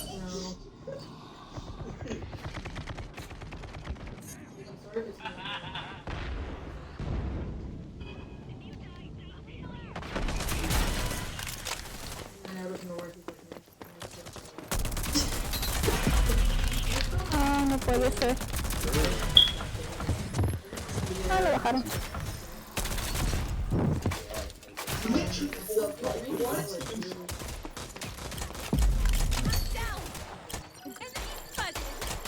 Ay, no manches, no. Potion activates when she's drunk.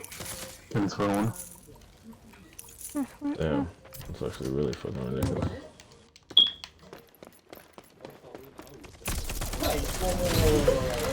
Will you literally say that she would do sexual yeah, she's complaining about being treated like a Nearing victory.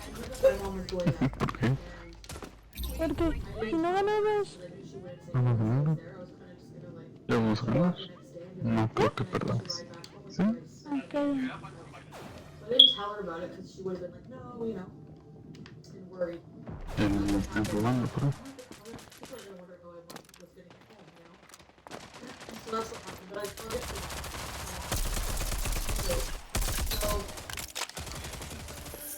whatever he said ¿Qué pasa? La vela. Ya la bajé, Bueno, está del otro lado. ¿Quién te persigue? ¿Qué estoy aquí? Me estaba persiguiendo a ella, pero pues no sé si como se lo llevé a otro, pues ya. Or is Jupiter. One kill until victory. You all made that. Victory never tasted so sweet.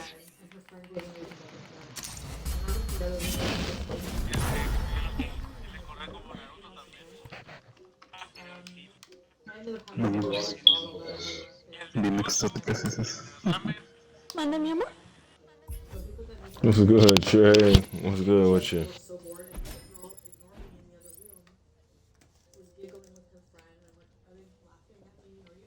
Yes. How you looking, dog? We're laughing at you right now.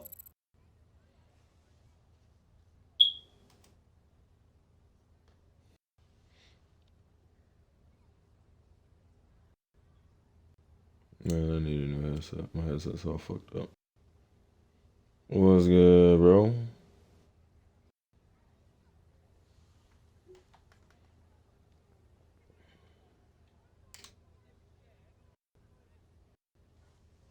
You there?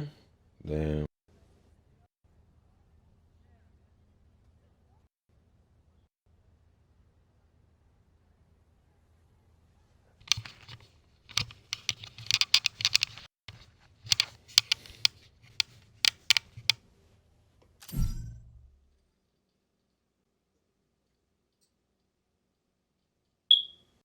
Okay. Boom in the chat. Everybody's good. Yeah, I don't know what's going on. What the fuck is going on with Twitch?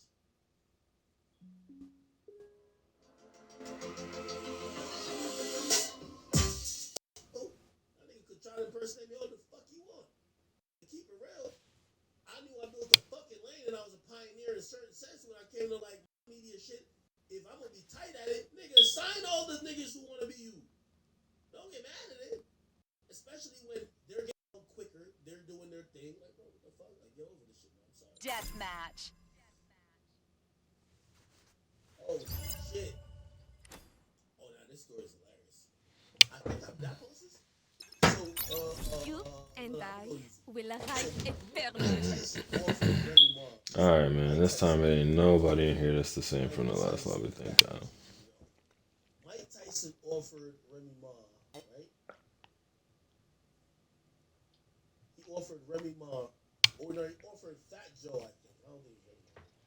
Look at this shit. Almost like your twin.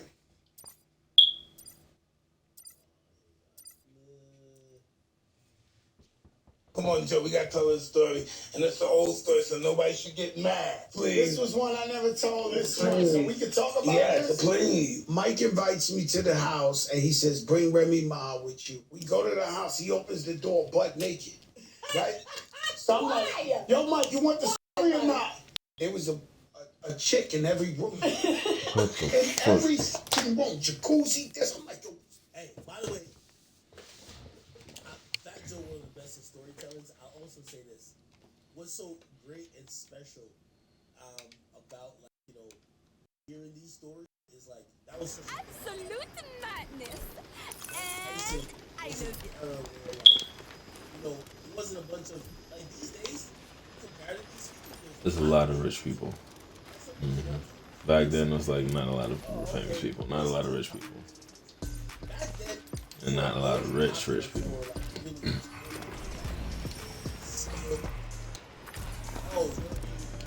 Eliminate the enemy to win. One of the best basketball players. So,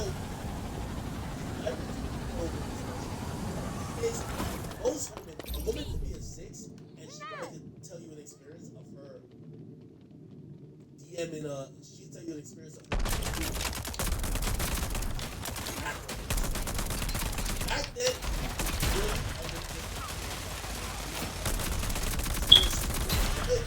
so the way how people like Mike Tyson, Michael Jackson, most of these women was just ridiculous because a minute. They were the only famous people these people had any type of contact with. So when Fat Joe talks about, oh yo, Tyson had a room with every girl in it.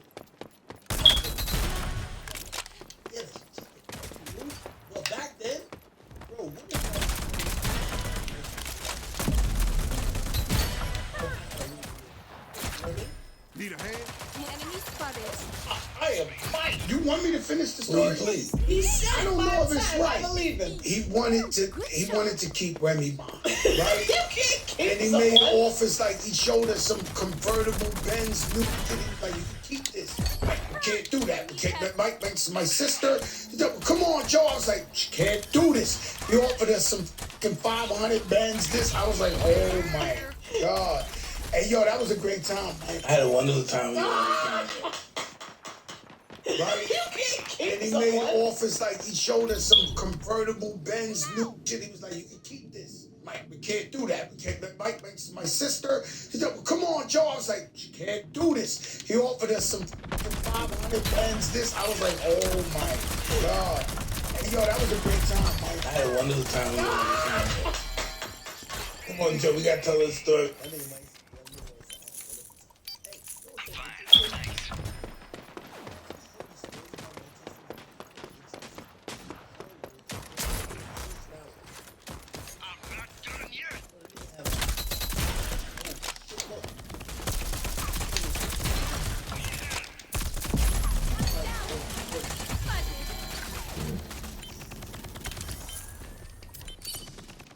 Go here.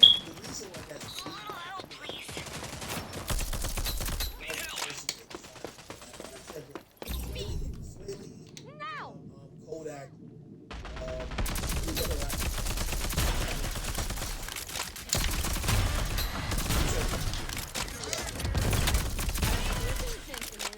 The time to die is here. Mike Tyson. That's how rich like these niggas. This nigga had exotic tigers. Yeah, dangerous. Cost 70,000.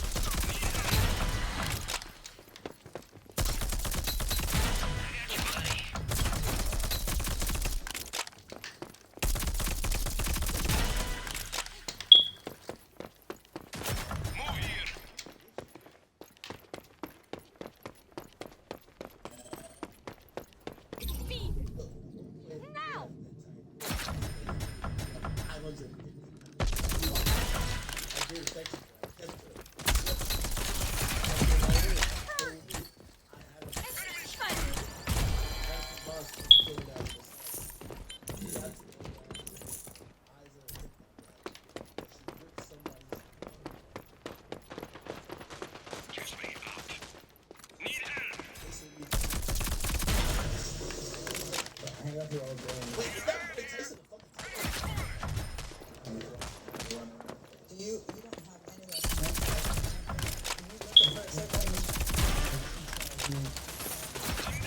Halfway to victory.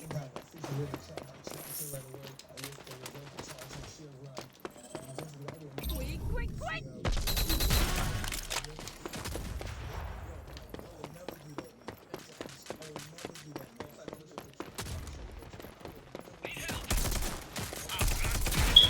Behind us. Down. A little help, please. I'm fine, thanks.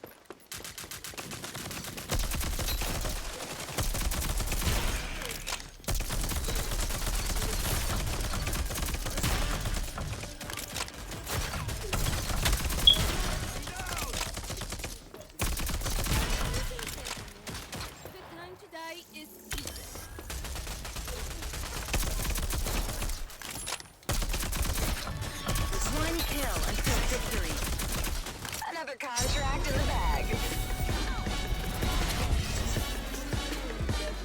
To celebrate the apocalypse.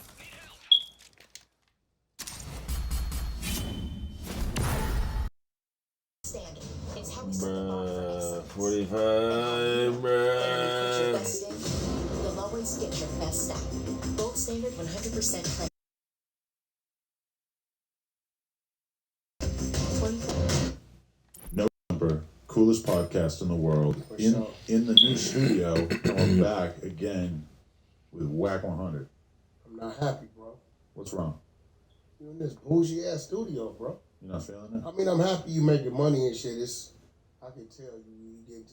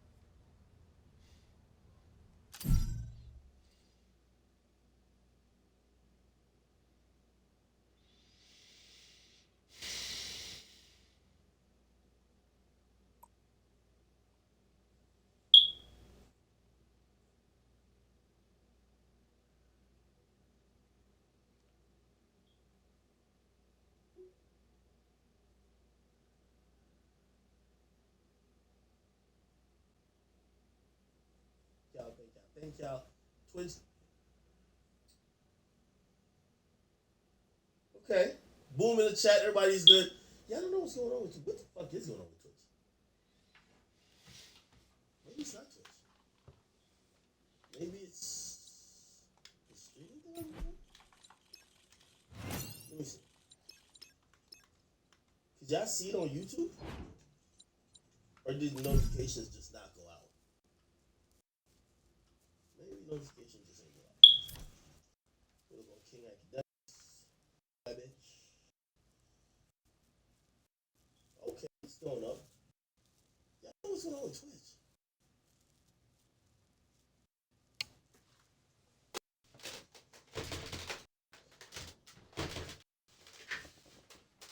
Yeah, I don't know what's going on. I'm kind of confused. Anyway, it's fine. I don't really necessarily do this for just views or whatever. But let me just say this. I want to say this before. I have a lot to, kind of not even address, but I remember a couple years ago, and I don't want to make this a long, drawn-out story. A couple years ago, people didn't understand what streaming was, and a lot of people clowned me. Why is this nerd in his basement just like fucking ranting and raving? Get off your mama's Wi-Fi. The reason why I laugh at a lot of these mainstream entities, because they all try to do they all work in tandem to disregard platforms like mine. Platforms that, they didn't help give me a platform. I had to go to Twitch. I had to start building a YouTube channel, and that's how my voice got amplified. They didn't put me on their radio stations. They didn't put me in their conversations. But it's so interesting. I always say, listen, you can't cancel what you ain't built. So ironically, in 2022, Academics is the most important hip-hop voice, but it wasn't built by the people who thought they controlled the hip-hop conversations. It's a very frustrating fact. I gotta understand it, and I gotta admit it.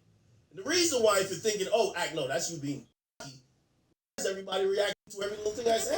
If I didn't matter. If I'm just a leech. If I'm just a culture. It's very interesting. You can't have it one way or the other. Is it because he's super relevant and we care what he says, and maybe he's wilding too much? Or is it irrelevant and you're still paying attention? I don't know. If you ask me, I don't think there's another hip-hop voice who's giving it up this way. Eliminate the enemy to win. Let me put it in the middle. And this is, and I don't want to be, this isn't a moment where I try to, just agitate. Because I didn't come here just to agitate. And also, I also didn't come to just provoke people, right? Here's the reality of it. The industry is having a hard time figuring out how to mitigate. Like, a lot of these people who are responding to me used to refuse to have a conversation with me. However, now they're all reacting to it. It's too many to mention. All of these people who used to react to me now, I would have begged for a conversation with them. These days, I address them. What nobody wants to acknowledge is that I always say this one line: the stone that the builder refused will eventually become the headquarters. So every time I see people, and I'm usually shocked. Man, this is a stream for my core audience. It's not a stream for the entire world. But this platform is now turned into the hip-hop main stage. Everything I say here is going to be criticized, dissected. Yo, I did a stream and I was cracking jokes on everybody. Is that what I said about the Kardashians?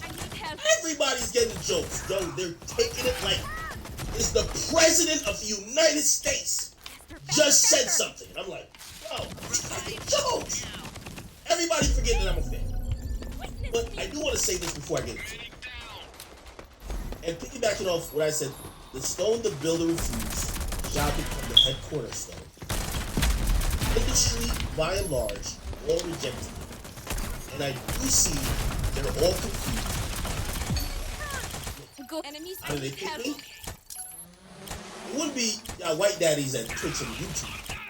Because it's not y'all in the community. Y'all didn't really give a fuck about what a normal fan was saying. Y'all had industry talk all over. Oh shit. It took people like me to build platforms that cater to what.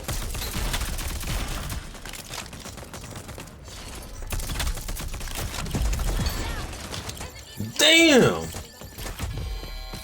Yeah, that nigga had to be some.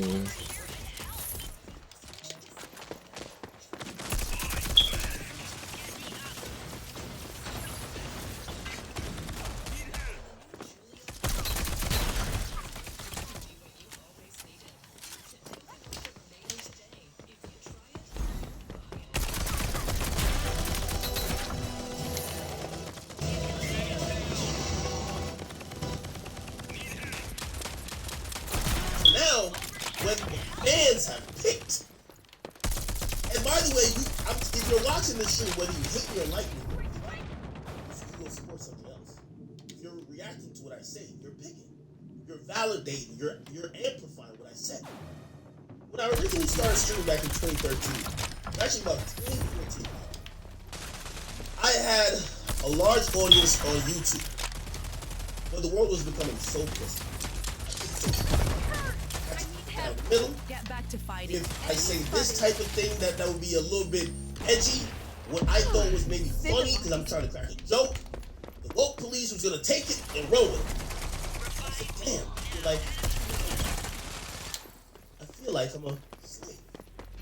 And a slave in the sense of, I gotta clarify that because I don't hate what people say. I have to say what everybody else wants. I can't get my truth. Bro, that shit never come to me, man. What the fuck? So I said, I'm making a lot of money. A fucking course, bro. Look, what the fuck were you doing the whole time, man? Core. I'm not one of these. You can try to dissect the DJ on my name or not. Stop it. I was telling somebody yesterday, the moment I stopped DJing was when my mouth started cashing bigger checks than I could ever do when I was DJing. That stopped. The moment niggas could meet what I could make on this mic, on the turntable, oh, I'm back. But that's neither here nor there. It's business. The point is, people oftentimes, while they're reacting to me, number one, validating everything I'm saying, they're oftentimes frustrated that I quote, that you didn't do it. You didn't help contribute. So now let's have a conversation. Why does the people want to hear from a guy like? And by the way, I keep telling people I'm not the first. I won't be the last. I may have opened the door a little bit more than a couple more people could squeeze in, but there's a lot more people asking. Hip hop media these days, the most prominent names to me is independent. People don't be watching those mainstream, overproduced, forced. You can see where the corporate dollars are influencing opinions. It just seems scripted. So when people have a problem with me, I usually tell them that I am the placeholder and the face of what's going on. Fans have real discussions. Fans don't have to tiptoe and be like, oh, well, this person might not give me an interview. This person might not invite me to this party. You know they try to knock me? They be like, fuck this nigga. We hate him. Why nobody ain't punch him out yet? Like, he don't go outside. Well, I go outside every day. Oh, I know what outside means to you. Not at parties. I'm not kicking it in the sections and at the award shows with y'all. It's gotta be confusing. It has to be frustrating that you're forced to respond to this nigga who sits in the comfort of his home, like every fan, by the way. Like, let me put this out. Like every fan, by the way, comfort of his home. By the way, you know what I always say to people? And we're gonna get into this story. Enemy spotted. The opinion I gave wasn't and what I mean, and I'm not saying record from it, but that's the thing. I didn't say nothing new. People were like, yo, they would say some of the things obviously they would word it. And obviously, that's a delicate situation which I'm going into. Because when I listen back to everything I said, the only thing I regret is using the B word, even though I wasn't trying to talk about her, I was trying to talk about women that might have. But I even quickly, the second I used it, I said, nah, I don't want to use it. But my commentary, this is where they want me to just be like, oh no, I should. No, I'm sorry to say. Yo, I'm commenting on public things. Now, it's okay for everybody in life to monetize whatever the fuck they want to go on. And by the way, when I say these things, I have no power with people. It's not like I'm saying, don't talk to me. What the fuck? Oh, she got You all made that look easy.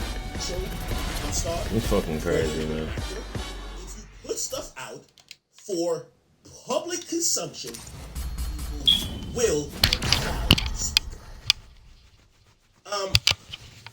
Few things that we should get into in a few seconds. Full, baby. Ebro, I think it's a big topic. Ebro, I'm as raw as they get with it. By the way, it was ironic. It took you. When did I email Ebro? I'm gonna see if I can get the original email. No, 2014. I emailed Ebro in 2014. It took yesterday, 2022, for him to finally say, "Oh, he tried to be a little facetious. When you sober up, let's have a conversation." What changed, my brother? Is it because I called out your bad practices?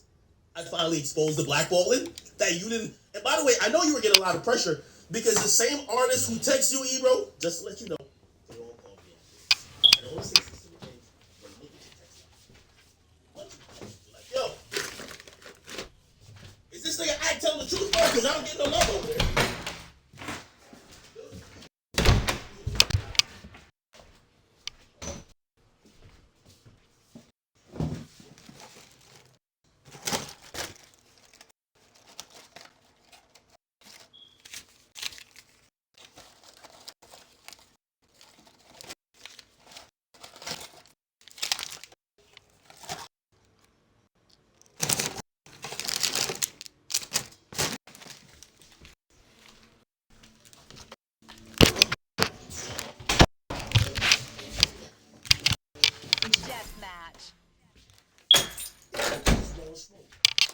Why the artist? By the way, I'm not talking about Together, we can change the future. Ebro, no, I'm not lying.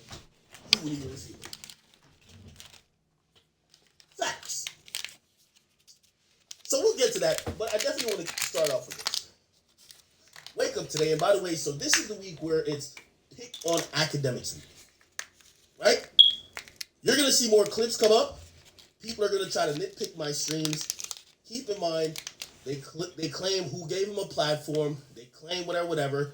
I stream on Twitch. If you guys don't know, I don't care how you see this. If this is on Instagram, I stream on Twitch. It's not a hip hop platform.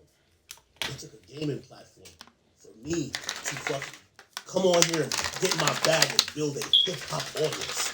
I built a hip hop audience on a gaming. When y'all say who gave him his audience and y'all like did these things for me, y'all didn't do a motherfucking. The people picked. So you industry dudes, while I'm not here just trying to throw mud and sling mud at people who I don't know or disrespect people. But when you guys try to be little but respond, you can't do both. There's a few niggas who are irrelevant that said stuff about me. I won't even mention their name. It doesn't matter. What's happening is that, and I know this now, a lot of things that I have, the voice that I also possess, is the most potent voice when it comes to hip hop. That is the facts. Y'all can't tell me differently. Y'all can try to be like, oh, it only goes viral when you're saying this. Well, it fucking worked. I'm telling jokes for my people. Like, I got about 6,000-7,000 people watching on all platforms. We got 3 on YouTube. Right? I just started 3 on YouTube, 3 on Twitch. I'm giving jokes for y'all for the 6,000. This is my little reading. If y'all want to take it to a 30 million audience with the shade room and everybody giving, why are we talking? That's on y'all. But what I've realized is that I'm not gonna just let y'all push me and mold me into these PC lame duck sitting niggas just that I could be like, well, maybe one day I could be in the same room with this person if I don't ever speak my. Nah, bruh. When people pick me and when the people say, your time is coming past, I hope and I pray that you gracefully accept it. But the industry never picked me. That's just what it is. So I get to the point, what am I going to be loyal to? The industry, who they're all reacting to while trying to belittle, or the people who pick me. And because of the large audience we have, now everybody gets it. Okay, so anyway, I woke up this morning. This is Enemy spotted.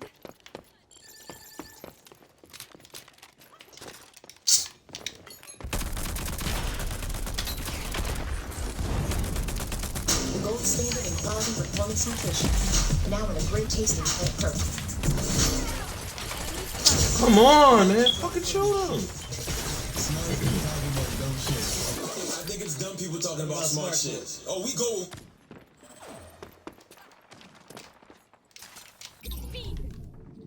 Now. Help me out. Need help.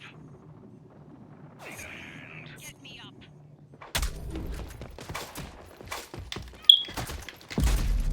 Over here and help.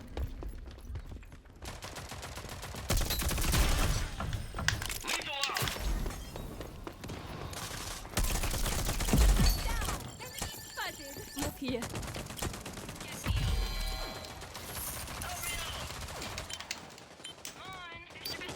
Haha, boy. Better get foot, man.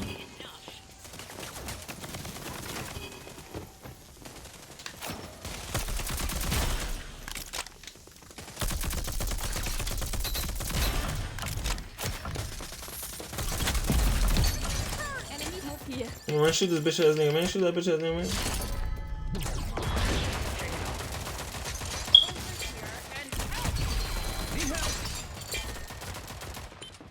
Bro, if you don't kill that weak ass nigga, man, he is not doing. Oh my. My team can't stand heat, man.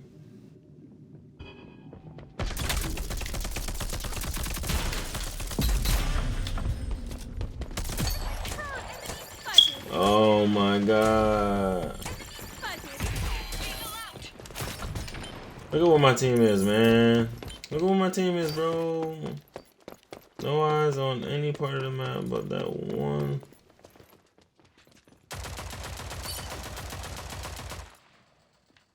Lethal out. Get over here and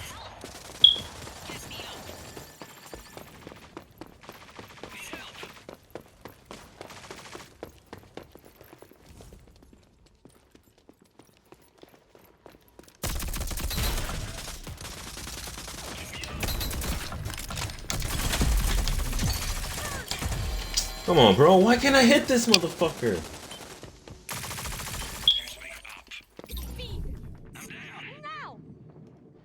Enemies halfway to victory.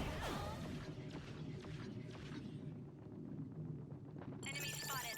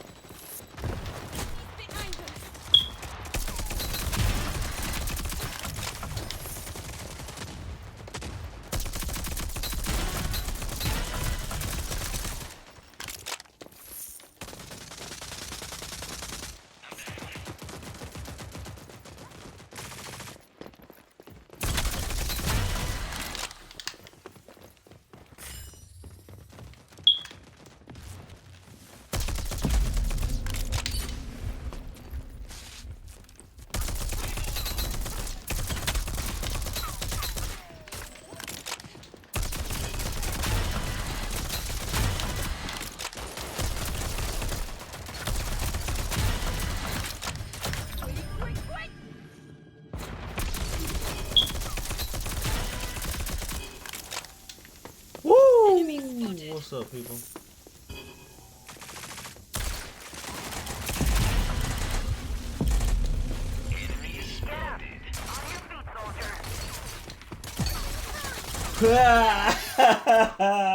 I don't give a fuck. You guys suck. Do whatever the fuck you want. You niggas can't keep up with me, man. This shit is wild. I'm too nice.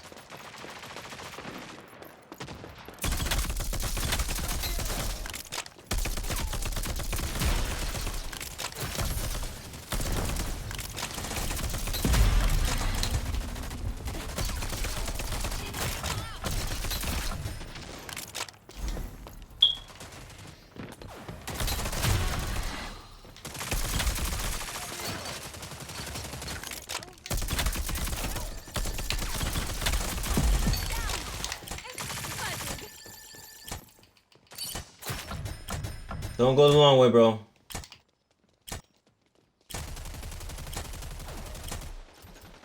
Get up, we're not done.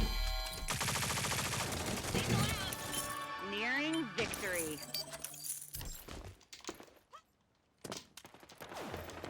Off the strength of quality, man.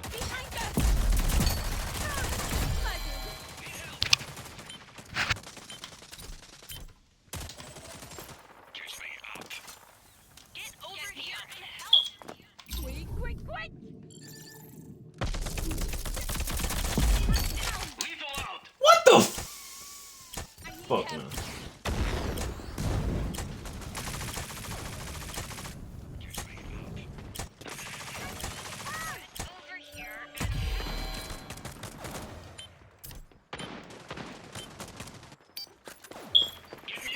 A minute.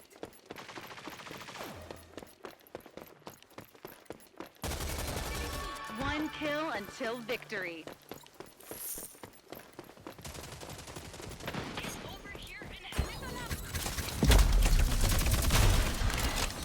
Another contract in the bag. Damn. I blew that bitch up.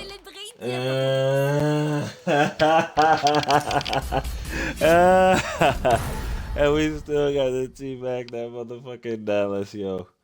Yo, oh my gosh. That was pretty funny.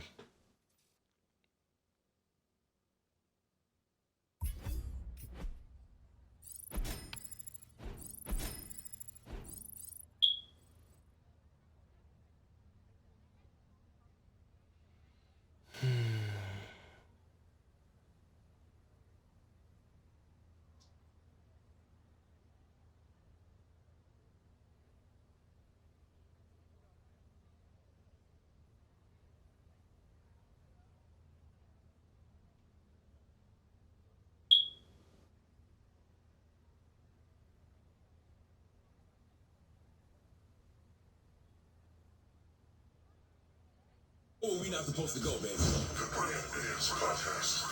Yep, Charlamagne the God. Andrew Schultz. We are the Brilliant Idiots, and this week's episode of the Brilliant Idiots podcast is brought to you by us. We don't have any pre-roll. Okay. So we can just start the show. Shout out Adidas. Salute to Adidas, man. Even though I'm wearing all Puma, I got Puma sneakers on. But salute to Adidas. Adidas.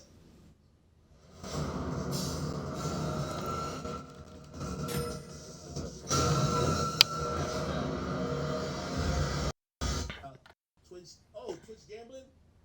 Oh, okay. No, I definitely want to talk about this before I get off here. So Twitch banned gambling, and honestly, I think it's very important that they did. Gambling is a very crazy addiction. I want to be very clear with y'all, and also I want to be honest with y'all. I gamble a lot off stream, and I had a deal one time, actually with Dual Bits and then Stake. But I want to let you know how destructive it is. You know, fortunately these days I make a lot of money, and I'm down $1 million in gambling. And I want to be very clear and very honest with y'all. I still gamble every day. You know what I mean? It's $1 million a month.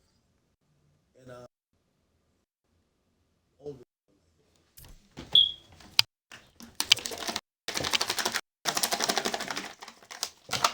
Skittle flavor. I just saw recently that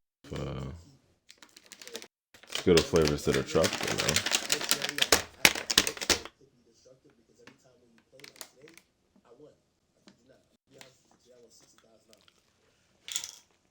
That's one reason I was hyped to go on stream too. I won $60,000.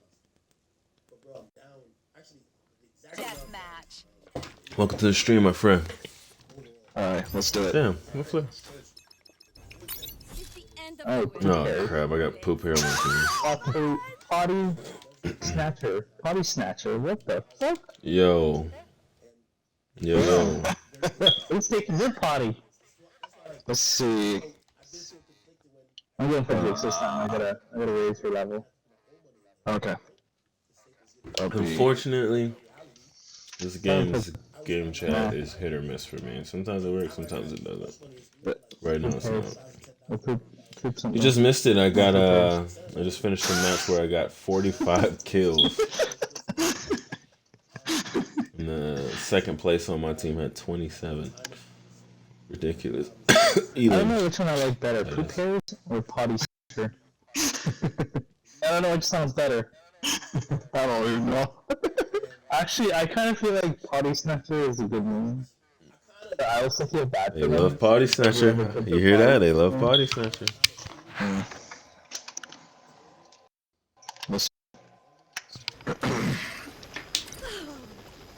love the smell of fear in the morning. Said between the two names, which one do I like more? Your poop hair. Obviously, they won't potty snatcher. You know? And that was a sign.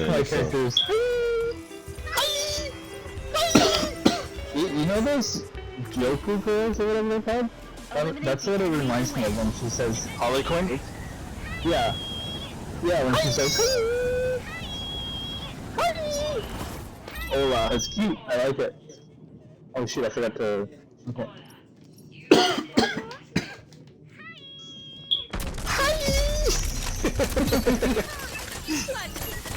Oh, okay, coming. Shit, whole squad. Coming. Okay. Oh, they're all in here. Jesus. Jesus. Wow. You got me good.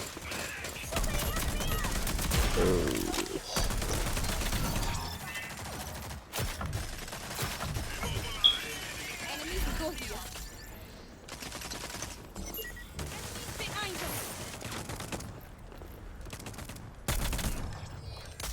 Unknown enemy spotted. Ooh. I'm good.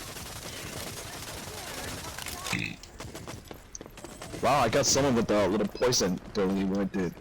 Nice. You know, one thing I would recommend Roku do is get the poison up a little higher.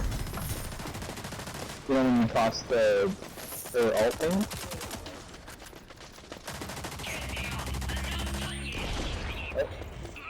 Thank you. Because I feel like sometimes when you buy tosses for poison, it's not enough to get the opponent out of it. What the fuck, man? That Should have been instant melt on her. Oh! Oh well.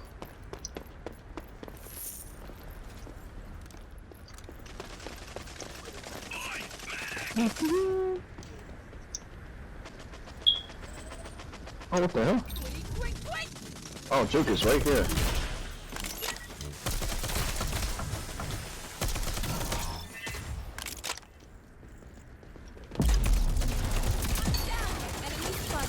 God damn.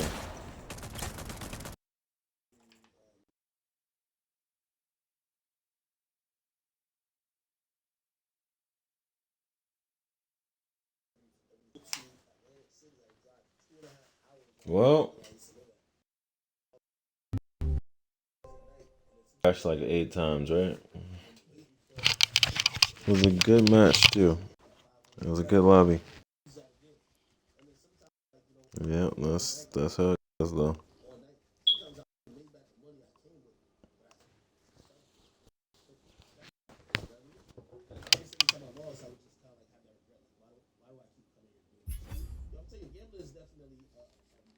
By the way, just for y'all to, I know y'all might see in reality.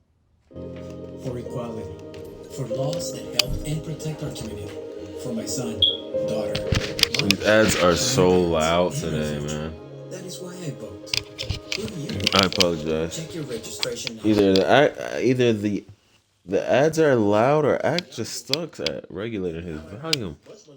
I really think it's the latter. Act just sucks at regulating. Where you gamble, say 40% of that, or even 60%. We're now in a situation because you can't pay for this, can't pay for that.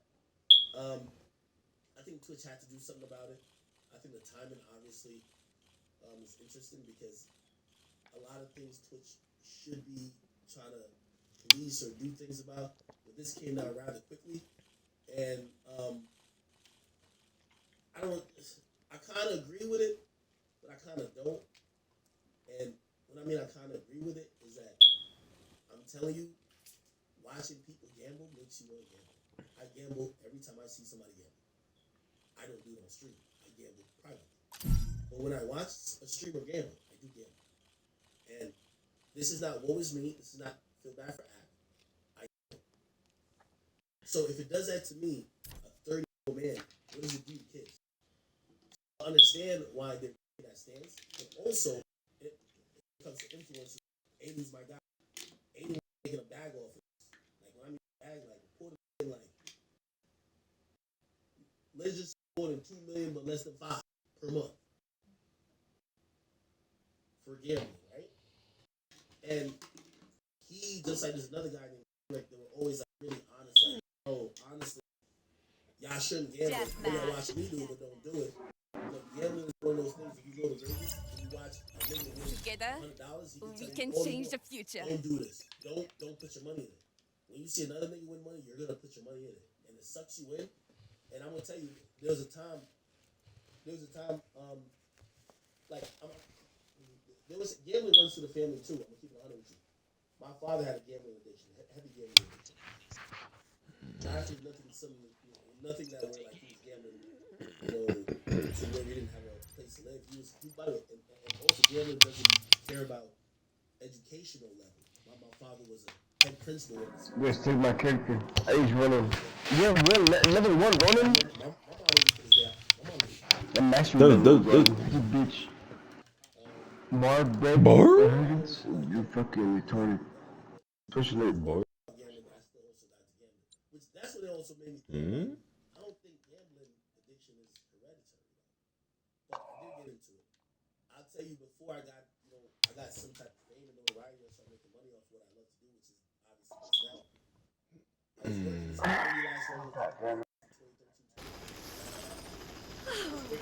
I love the smell of fear in the morning. I take care of none of you hoes.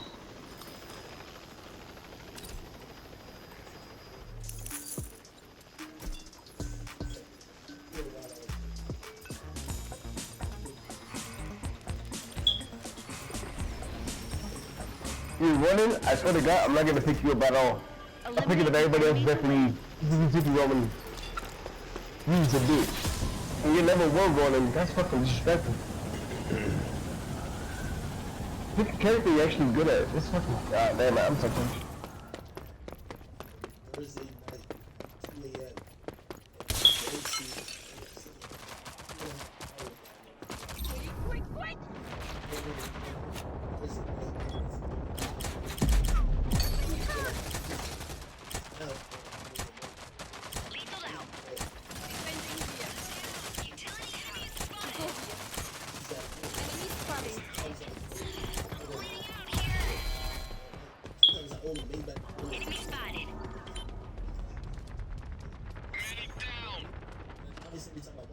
Where's my team at, bro? What are you guys doing? Bro, what are you guys doing? Stop going! Bro, everybody come on this side. What the fuck are you guys doing? Bro, no, turn around! You guys are fighting one person. Turn around, turn around, turn around.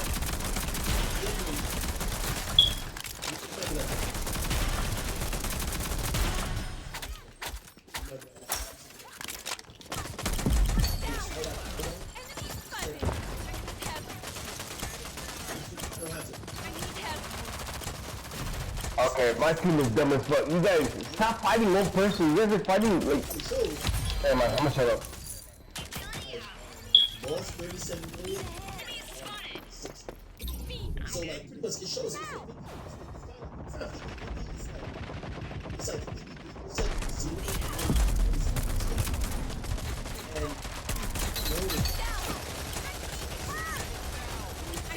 That's ridiculous. It's just a strength of God.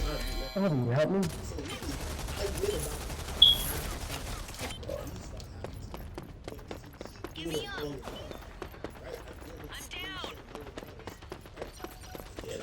They're moving their flocks. Everybody move together. You guys are moving singularity. Singularity is not gonna work.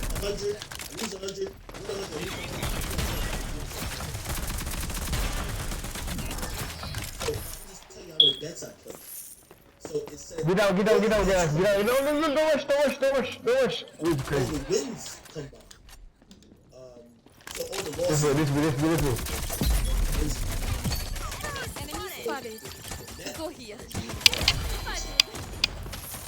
But if you look at that, this is kind of fair. Let me help. Come here. Wait. Why would you help me when not help me, bro? You helped me the last second, bro. You gotta help us, bro. What the fuck are you pussy, bro? Alright, give me a socket wrench, pliers, and a phone open to libertymutual.com. They customize your parts. Pay for what you need. And the blowtorch. Only pay for what you need. Liberty.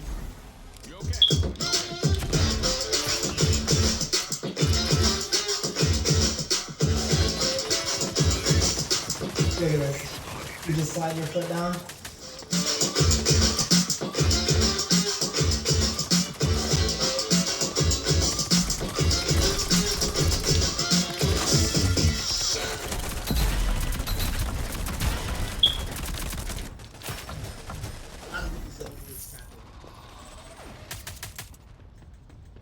Not to say don't do it. Go here. Don't worry.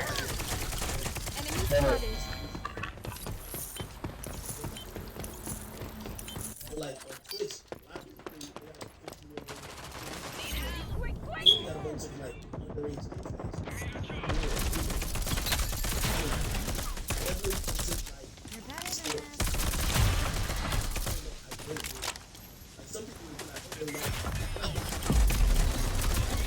Dad, oh. You niggas suck, man. I wish I had fucking. God, that should be so. I wish I had my character better.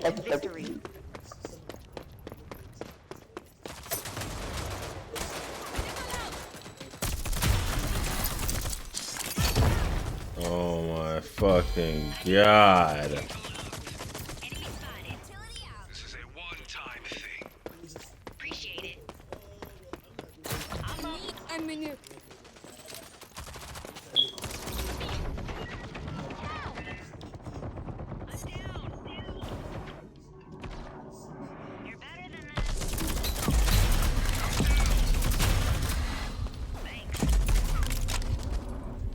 Let me help. Thank you. God damn it.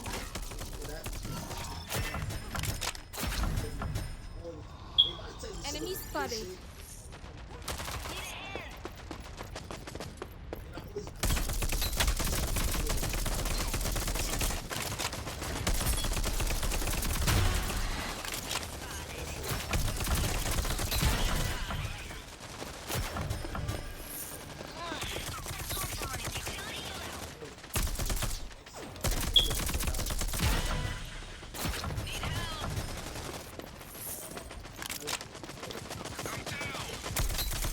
Oh my god, yo, behind you,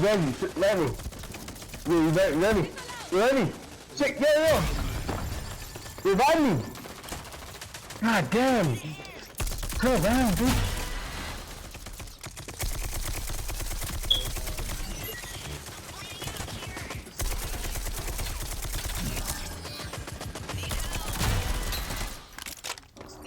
Pain is life.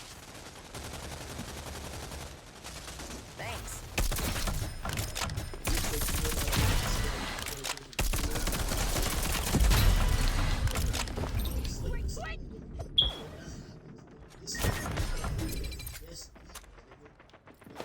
Pain is life.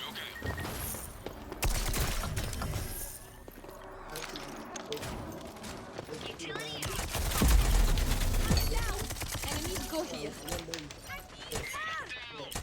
I need help. Give me. Reverse, bro, give me. Oh my Come on, god, bro. this dude sucks, bro. Get back in the fight. How was you not reviving for? Oh, I hate, man.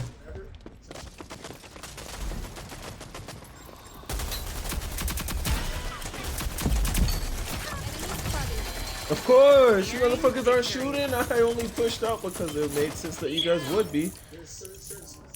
Fucking weird shit, man. Fucking hate this stupid ass fucking shit, bro.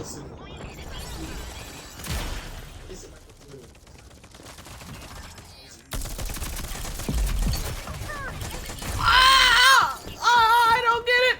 So many bullets hit him.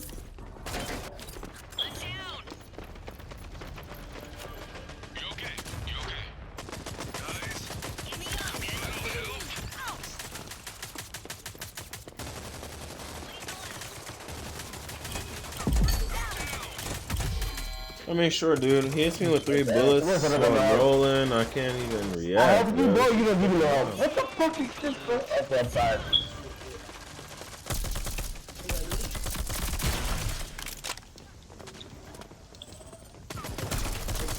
I get no kills because my son after you guys, bro. Come on, bro. Help me, bro. Help me, bro. Yo, no fucking way! How does anyone step out and shoot me and I'm already shooting them around that bitch ass corner, man? One kill until another contract in the bag. Next time I play this game on land path and nobody, I fucking hate this game, Lord. Goddamn. Out of here. This is fucking horrible. I'm good. But the more money you make, the more losses you make. This is horrible. The money as devalued in terms of, like, for me, like, what would make me happy, the casinos, And he only had 8. Oh, if it's $100,000 hit, bro, if it's 10, 20, 20,000, I'm like, okay. So there's been mad times, like, let me give you a real example. Yesterday. That's some cereal, though. Okay, so 2 days ago. Actually,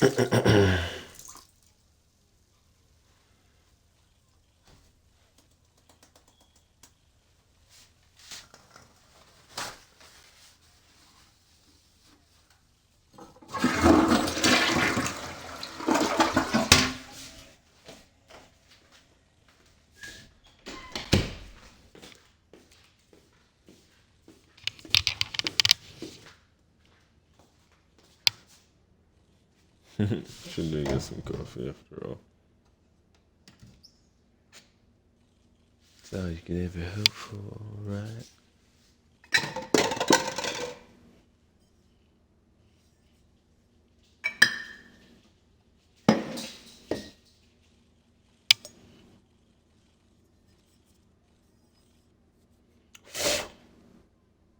Good thing my girlfriend's not fucking trash. All the time. So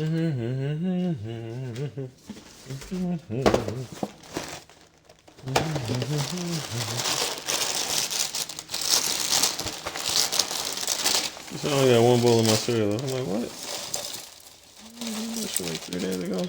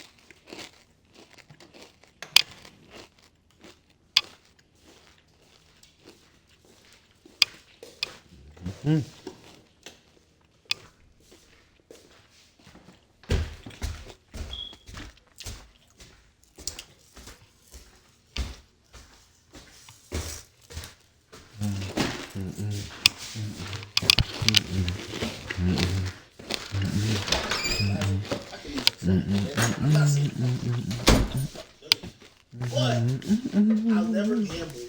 I got employees to pay.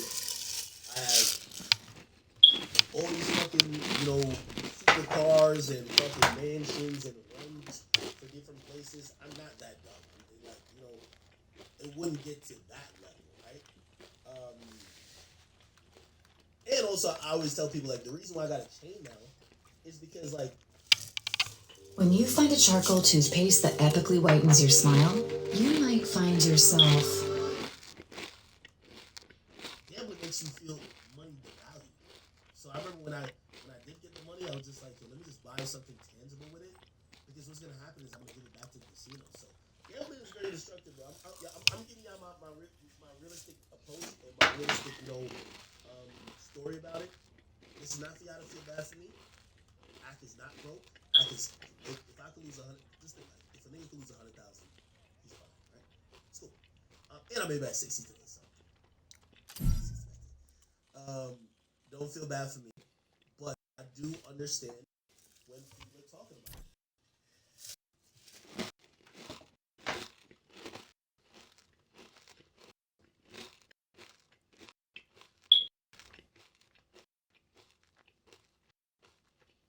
About these things. You know what I mean? That's the reasons why, I ain't gonna lie, I did want a state deal. But I'm gonna keep it real with you. This is how I kind of rationalize it. Nothing a lot. Nigga, Drake is Death match. promoting the gambling shit online. He don't he's not having that morality thing, and he's way richer than me. So if Drake gonna take together, 100 million, we can change the future. If you get your little 50,000, why would you feel bad? If Drake don't feel bad. I remember, I ain't gonna lie to you, because there was a time when people was getting oh, this state shit is wrong. I felt bad. I was about to I was about to talk to them again and be like, yo, nah, I'll get back into it.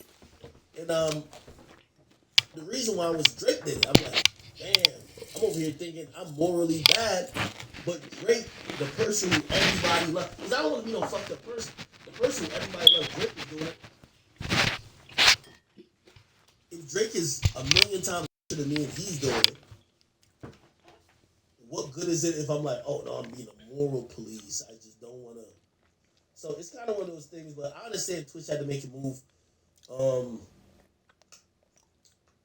Just for all of y'all, if y'all watch streamers gamble, the time is now. Very careful. No, know that a lot of people, especially streamers, get a lot of money. tell you, I give y'all this personal experience, and I'm this honest about it. This honest, just because, as I said, where I used to go to the casino. Eliminate the enemy to win. Because sometimes direct deposit hit at like 2 a.m. I would have to wait. So sometimes I'm broke at midnight. Like, take those 2 hours and I'm sitting there watching everybody. It's almost like you're like, damn, man. As soon as I get this money, I'm about to make it back. And sometimes I'll lose that too. So, speak to me.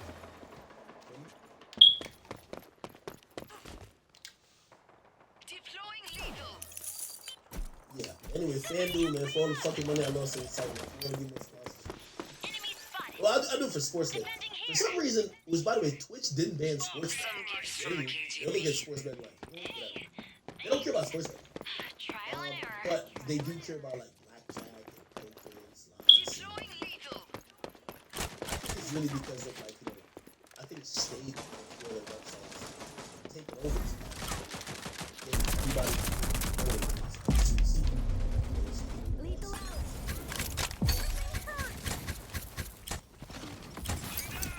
somebody said, yo, Mac, your new name is YK Osiris.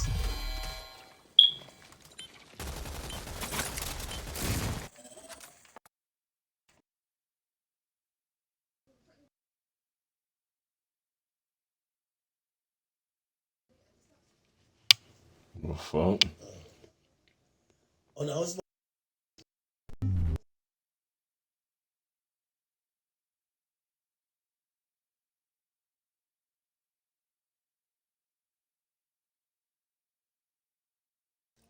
I ripped up everything in it's there. cold outside. Okay. Anyway, I love y'all. Listen, man. Somebody said, "Oh, it's fine." Yo, I'll see y'all. I'll see y'all probably in a couple days. Let's see. Now is the 22nd. Rolling Loud is this weekend. It's gonna get a little hectic, but I am here for y'all. Love y'all. Somebody said, "Show the dog." Oh, come here, Pluto. Y'all want to see him? This nigga is big. Come here. I want y'all to lift his ass up. Come here. No, come here.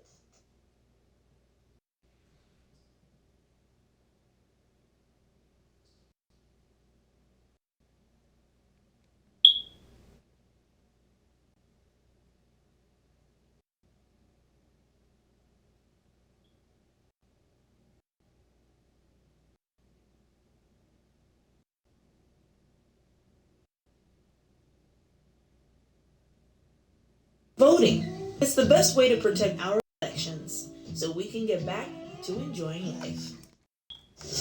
All right, stream.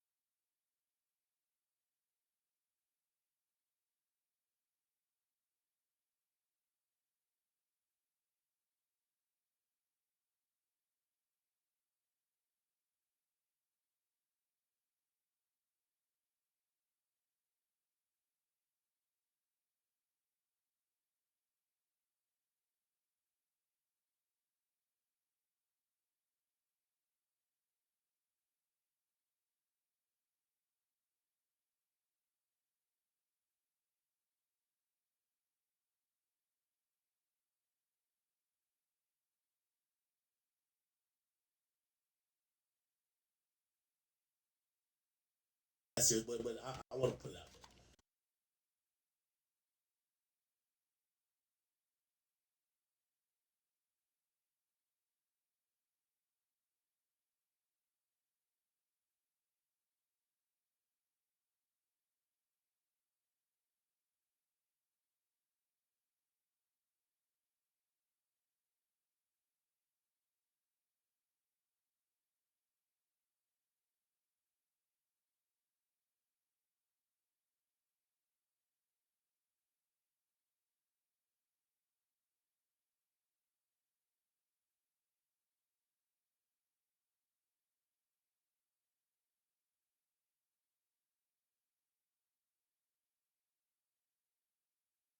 So just while Toya was defending her child, she disrespected my mama's child. I'm somebody's child too. Talking about my child. Listen, I want to be very respectful because I don't have a problem with Toya.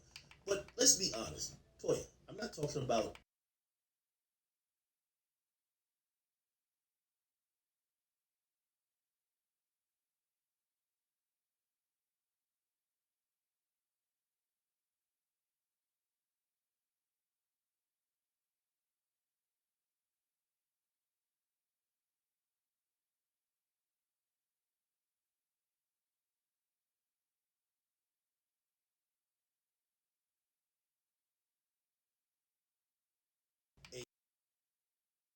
I read a lot of these children.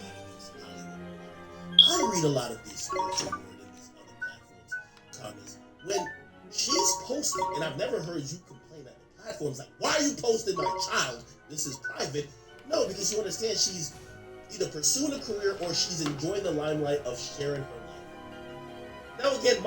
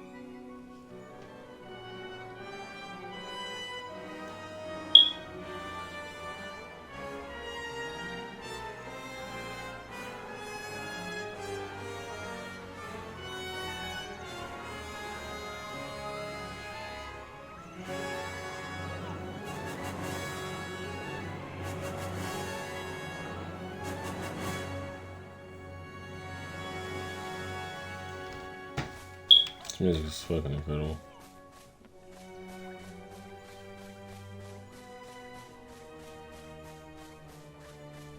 Wow. This just looks wow.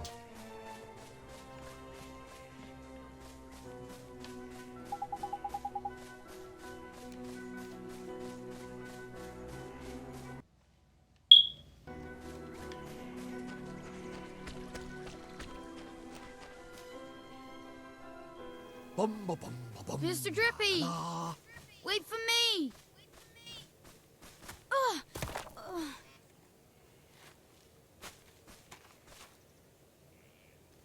Who goes there? Jeepers. Ollie boy, meet old Father Oak. How do, you a leafiness? Oh, Drippy, it's you. And to what do I owe the pleasure? Well, I got a visitor by here from another world, see? And what it is I was wondering if you might lend us a bit of a hand. Oh, I should have known.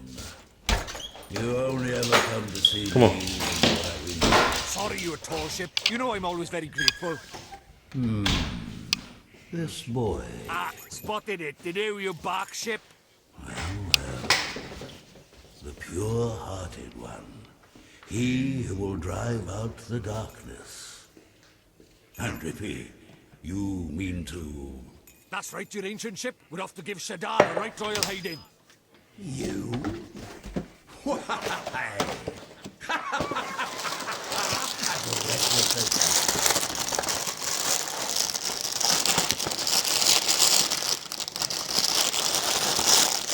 Very well.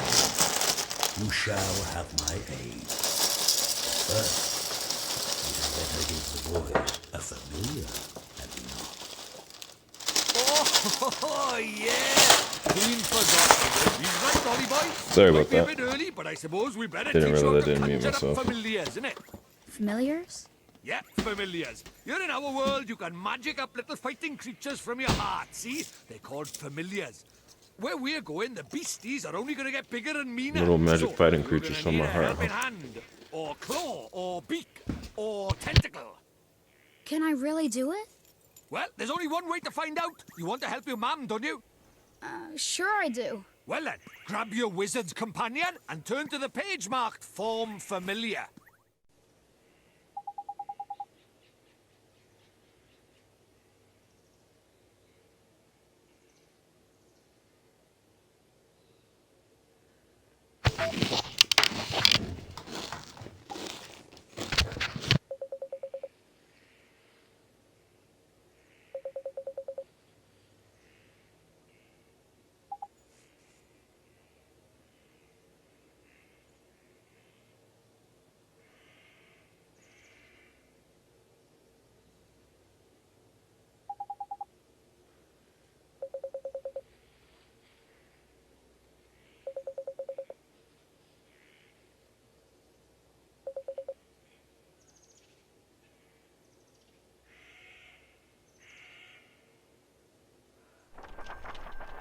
Very weird that we just went through that extra little fluff there.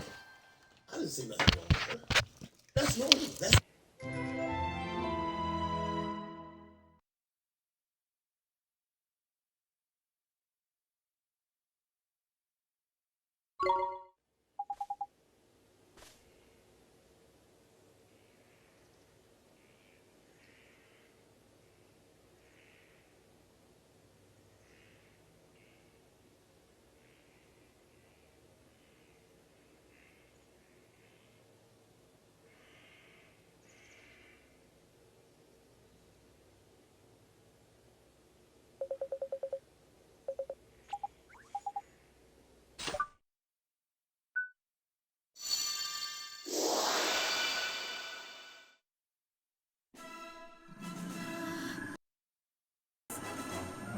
Tidy work, Ollie boy. Look at that. A warrior from your very own heart. A familiar. This is a familiar? That's right. The fighting spirit inside you made flesh. A soldier of your soul. And he can really help me fight?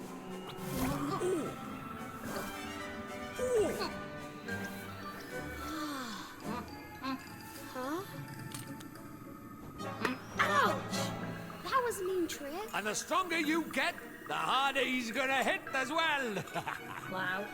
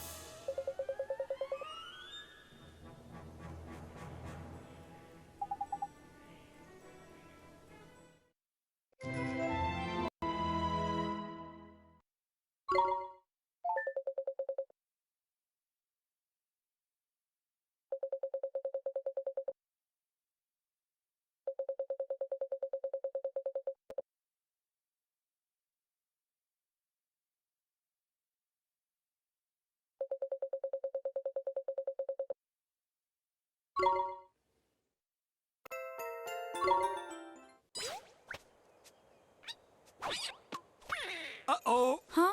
Spoiling for a fight, is it? Better give him what he wants, Ollie boy. Huh?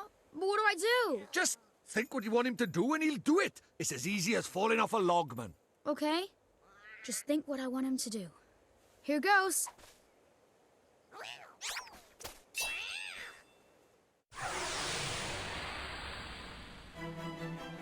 Let's do it!